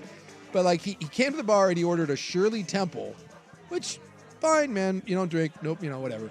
But that's kind of the definition of a kid's drink. Yeah, you ordered a Shirley Temple and you were wearing, like, a leather Mickey Mouse jacket. I mean, you could have got a Sprite or a cranberry juice or something, but... Exactly. I just was looking at him. I'm like, really? I was like, really? I'm not sure which is worse. So we started talking. Leaning in, we doing bits? And that's what I was wondering. I was like, am I being trolled right now? Like, what the hell is going on? But no, he really, like, he's a big Disney guy. And I have, my special lady friend, her best friend and her husband are big Disney people. Like, they want to get married at Disneyland. And I'm like, whoa. Yeah, and I know that's a thing. That is a full thing for a lot of people. But yeah, I mean, so it's just, clearly Disney is not my thing. I don't understand. Like, I don't get plenty of things, but they're not for me. But I guess I understand the allure. I don't fully understand the allure of Disney, like as an adult. Like, I'm kind of with you. I get why the movies are fun for kids and even can be enjoyed by adults, and some of the songs and the music too. But I don't know, like, it's not like you're going there and you think you're a princess for the day or something. Like, I mean, when you're that old, I mean, I don't, like, you don't actually think that. Some do. Someone said, kind of like Vancouver Vortex line, kind of like grown men dressing up in their favorite athlete's attire and going to a game. Touche. But I would make the argument that, again, sports may not be your thing, but it's a competition. Yes, the dressing up in your favorite athlete's attire, I get why that's a little silly, that you're putting another grown man's name on your back. But the idea that you're going to watch a competition, that's been going on forever. Whereas the Disney thing, like, you're going to a kid's amusement park. You're going to something designed for 5-year-olds. You're not 5, and there's no competition. It feels like we should have, like, advanced to something else by that point in time, even if it's Star Wars It makes me suspicious. And as someone, a couple years ago, I went to Disney World. I was down in Florida with my buddy of mine, and we were hanging out. I didn't have anything to do. He had to work because he had a real job. So I went to Disney World on my own, and believe me, I was suspicious of myself. And I had that was when I had a big sling. I had soft surgery. So I was a grown man looking like this with a sling. Look, by yourself. By myself. Yeah, I would have side-eyed you probably, giving you the old Everyone Shipley. should have been. I was suspicious. I thought I was going to try to kidnap a child. Rightfully so. But then I was looking at other people that were single and that were there without their families, and I too was like, what's that guy up to? Like, I know what I'm doing. What's his story? It's very weird. To me, it seems like an unnatural environment for adults. But some people, that's their jam. They go. I know another guy here. He's a former state trooper, super good guy. He goes like 6 times a year. He has the season pass. Yeah. And he lives here. He's got season tickets to He has Disneyland? season tickets to Disneyland. Are they front row? And he lives in Vancouver. And he has season tickets. I guess you can buy like a year pass and you can go as many times as you want. Yeah. I knew you could do that. In college, it was a big thing to try and get on the internship program. Like a lot of big Disney bros and broettes, that's what they were trying to do. They would get in and like work there. And it was like their favorite thing. Like, I got to be a lifeguard at Disney. It's like, what's better? It's like getting to be like a clubhouse attendant for your favorite baseball team or something. Is that because you're just trying to sleep with the Disney princesses? Well, they were women mostly. There were a couple dudes who were excited about it, but I didn't really hang out with those guys, so I don't really know what they were doing. Look, again, if that's what you love, I'm just saying, like, if one of my if I had to go red flag, dating or friends, like you meet a guy for the first time, you're hanging out, like a teammate, and you're trying to decide whether this is a guy you want to hang out with. For men, That's got to be a top 2 or 3 red flag for me. For Like, if gal- you asked him what was your last vacation, and you're like, I went to Disney with my buddies, and you're like, what? we're not then. It's almost a guarantee like that. I'd say snake guy probably number 1. Snake guy. If you're reptile guy, Snake guy's terrifying. snake guy's terrifying. And by the way, I would have spotted you way before that. Like, snake guy. Yeah. Like, you've got a leather Usually has a ponytail. There's a leather duster. You want to ride a pterodactyl into Valhalla. Like, weird stuff's going down like that. Snake guy probably number 1. Disney might be that might come in at silver medal. I have one buddy who is Disney guy, but everything else about him is awesome. Yeah. So he gets the pass. He's my friend, and we've been great friends for a long time. But he is Disney guy, and it does terrify me whenever he brings it up. You know, there are a couple of pro athletes that are Disney guy. Yeah? The Lopez brothers. The Lopez brothers are Disney guys? They should not let Robin in there. They're from the area, and I guess that those guys growing up, like when they were in high school and stuff, they would get the passes, and like them and their buddies would go like every day. And apparently, even in their like dorms at Stanford, they had posters of like Aladdin on their wall and stuff, which is a little. Yeah, for gals, I would say like maybe unicorn horse gal might be my most terrifying. Like if Taylor Swift girl. Yeah, Swiftie could be that, but I'd rather date a iPhone. Swiftie than I would like a Disney. Oh like, yeah. Like if I met you and it was like, oh my god, I can't wait to take you to Disneyland, I'd be like, oh well. Cracked iPhone girl is scary too. Cracked iPhone, huh? It's terrifying. Interesting. Stay away. Hadn't thought about What it. about cracked iPhone boy? I'll let you know if I start dating that way. Also, on the text line, I saw it on Friday and again today. What is BTJ? BTJ is the acronym nickname for Sook's significant other, big time Japanese. Big time Japanese. Because that's how she has been described by Sook's mom to friends, right? No, to my mom was in the hospital, and my mom loves to tell people she's very proud of the fact that her children or her grandchildren are Korean, and that she calls it to her daughter-in-law. She just calls her the daughter-in-law is Japanese. So her doctor that she met, whose name was like Dr. Yoshida, that my mother called Dr. Yoda. It's not Yoda, Ma, but she can't help herself. She heard Yoshida and it came out Yoda, and the doctor was so nice. And my mom's the type that's like, what kind of Asian are you? And she doesn't mean anything by it. It's just, she can't help it. She's an old Swedish lady. And when he said she was Japanese, she was so happy. She immediately launched into, well, my daughter-in-law is Japanese. And then she but no, big time Japanese. Just so you know, there's a difference. You can be Japanese or you can be big time Japanese. And apparently, my special lady friend is big time Japanese. So upon hearing this, I immediately went, just so you know, I'm calling you big time Japanese, aka BTJ. I'll have to congratulate her next time I see her at the gym. So when Sook references the BTJ, now you know. Yeah, next time you see her, just congratulate her on her status. I will congratulate her. As moving up in the world, as not just Japanese. From small time. Big time Japanese. We'll see if we get to some conjoined twins news next. That's after Will with SportsCenter. Now, from the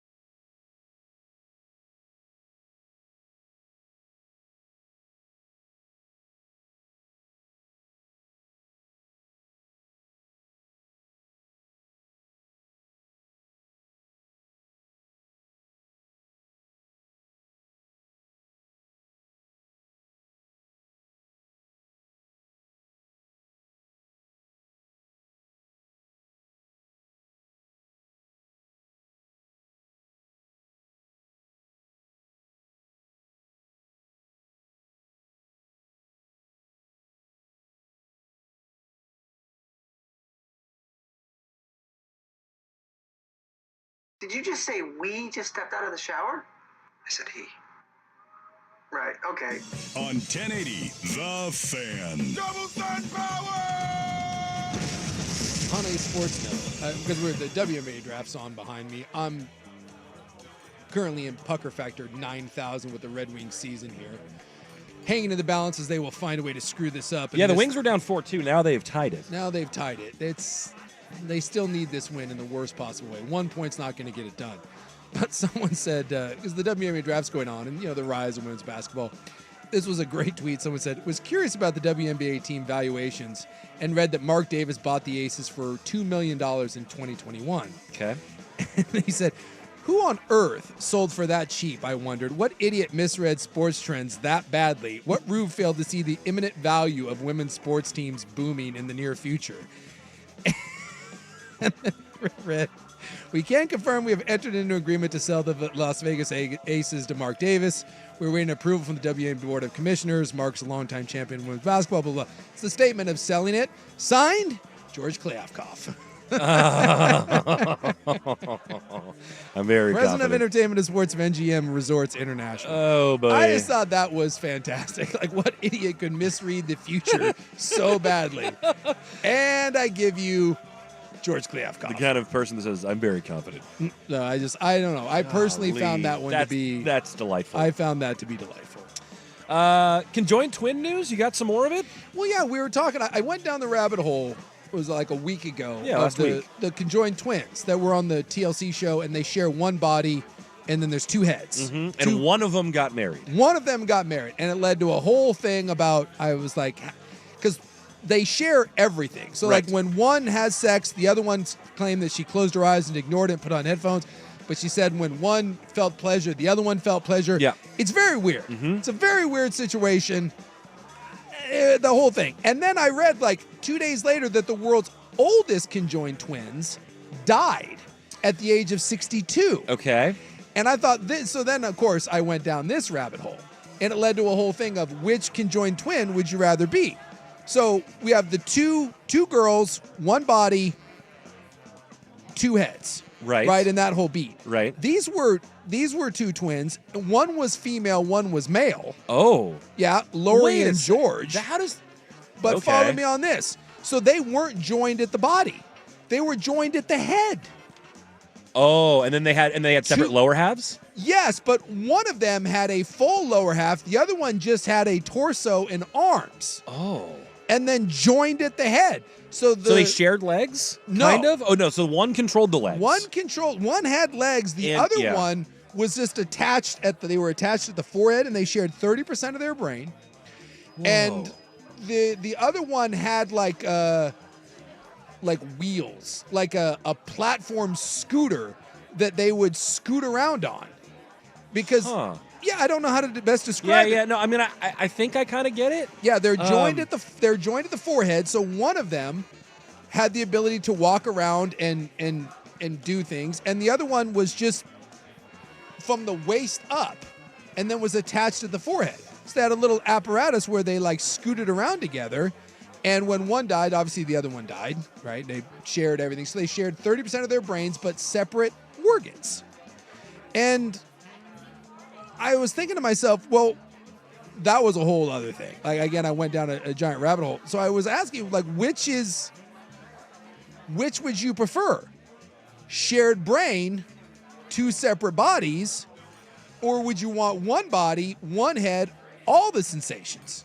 Oh, man. Or shared together? Boy. Because they said, like, one could drive. It was George.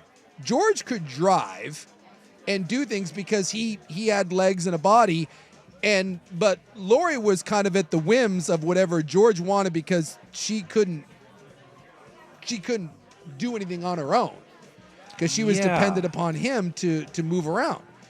But one was like they had different interests. They had one was a successful bowler, another one liked to the other one was like a country singer, but you're dependent upon the other one to kind of haul you around, whereas the other twins had one body, and you had to work in more of a partnership. The whole thing. I didn't know we had two pieces of conjoined twins, but very different conjoined twins. Sure. No, and I'm honestly trying to figure out. I mean, I think even though you'd have to share the body, I think having your own brain and mind would be preferable, probably, to have the head separate and the body shared. But we've talked about all the issues that you run into with that if you get married and share a partner. I mean, it's one thing if you, I guess, decide to be single the rest of your life, but like we saw with this one case, one of the two twins decided to get married, and the other one stuck there for. Well, Not and this stuck there is for it, but this is double weird. I mean, not weird, but problematic because one's male and one's female. Yes, that's. So if you did find if George found a gal that he liked, and Lori wasn't a lesbian, then it's double problematic. I also have all kinds of questions about, because I thought a conjoined twin was based off of one embryo that split, and so I would think that one embryo would be just one sex. It's really surprising to me that it's opposite sexes of. Yeah, well, you can have opposite twins. Well, no, I know you can have opposite twins, but I thought that the thing with the conjoined was that they were split from the one, whereas opposite twins or fraternal twins are usually two separate eggs that get fertilized. So it's like, it's the whole thing is fascinating. I think. I thought it was just a tie. What was the tie? I thought it was a race to the egg, and they just tied. That's why twins were made. Well, I guess that's another theory. Science from Will. School teacher. I have a science degree. Which one are you taking, Suk? Which scenario? I think I want the one body. I think I want share the one body. Yeah, I want to share the one body, one head, or one body, two heads. Two heads, yeah. I was looking here at I don't know. It's like it's because I think it's Lori. It's tough to tell, but I think it was Lori that had the legs and the arm. I think she got the better deal than the guy, because again, she can drive, she can move around, she's got legs and arms. It's just that everywhere she goes, again, she's got someone attached kind of off to the side of her. I mean, there's an element where I feel like it's more cumbersome to have Lori and George's situation because did you see the photos? Yeah, I'm looking at them now, and the other thing that's unique or interesting is the conjoined twin women who have one person getting married. Their two heads are next to each other, facing the same direction. Yeah, we're all kind of. Whereas George and Lori, they're joined foreheads. They're facing opposite, and so they're facing opposite from each other, which I would imagine makes a huge difference in like how you go about life. You know, it's got to be. Yeah, I think the other twins have it way better. I think having one body and a combined, hey, we're doing this, we have to work together. I think that's way better. I think you're right. Because like I said, they all have very different interests, and I don't know. Yeah. I just thought it was interesting. I don't know a whole lot about conjoined twins, and I thought it was weird that we had two major conjoined twin story like through 2 or 3 days apart. Yeah, that and is. And this one being male and female. That is a wild one. They were conjoined stories? They were conjoined stories. And imagine, what if you hate, like, I don't get along with my siblings. What if you... Yeah, dude. What if you just hated your brother or sister? The whole, like when mom tells you and your brother better just figure things out, you're like, yeah, you really better just figure things out. I wonder too, like in these, like, did they really like each other, or were they at just? There's no way you could be together with someone for 62 years like that, and not hate each other. But they shared like 30% of their brains, so I don't. How does that even work? I don't know. You have that, like, where your gal gets a little too clingy to you, like you're on the couch. No. Can you just slide over that way? Like, just need some space. You'll be like reading something, and like she sticks her head like right there. You're like, can you just? I mean, even like go there for like 5 minutes, or like you're sleeping and your twin is restless, and it's so there by nature, like you are getting awakened every time they like kick the sheets or whatever. Like that'd be rough. I don't know. I just Lori and George, 62 years old. And that's a hell of a run. They didn't think they'd live past 30, but they lived to be 62. Man, that is quite the run. Because I think they have it worse than the TLC twins. All right, not sure if we are going to have time for celebrity squatting, but we're going to wrap it up next on The Fan. The home of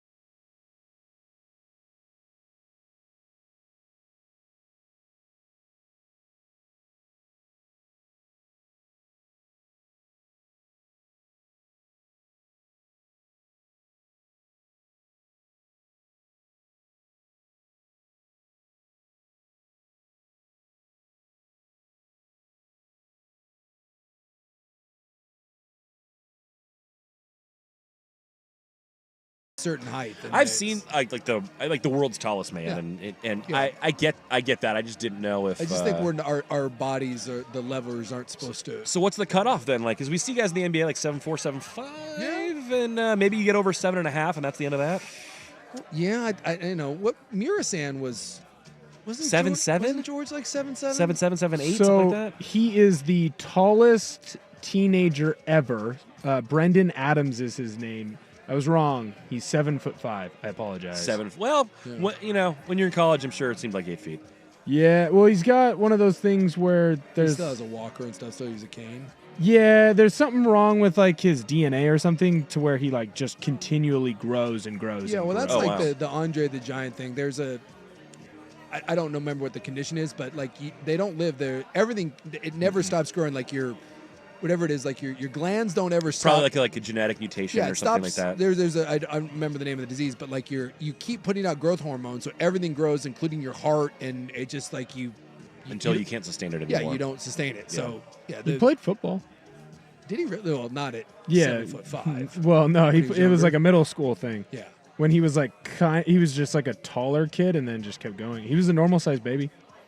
Yeah, you just there's a difference between being tall and then having that condition where your body just won't stop growing. In fact, I think now there's some talk about like if you catch it early enough, you can try to like crash your endocrinology or like your endocrine system. And, Yeah, and try to that's interesting. Try to shut some of that down and. If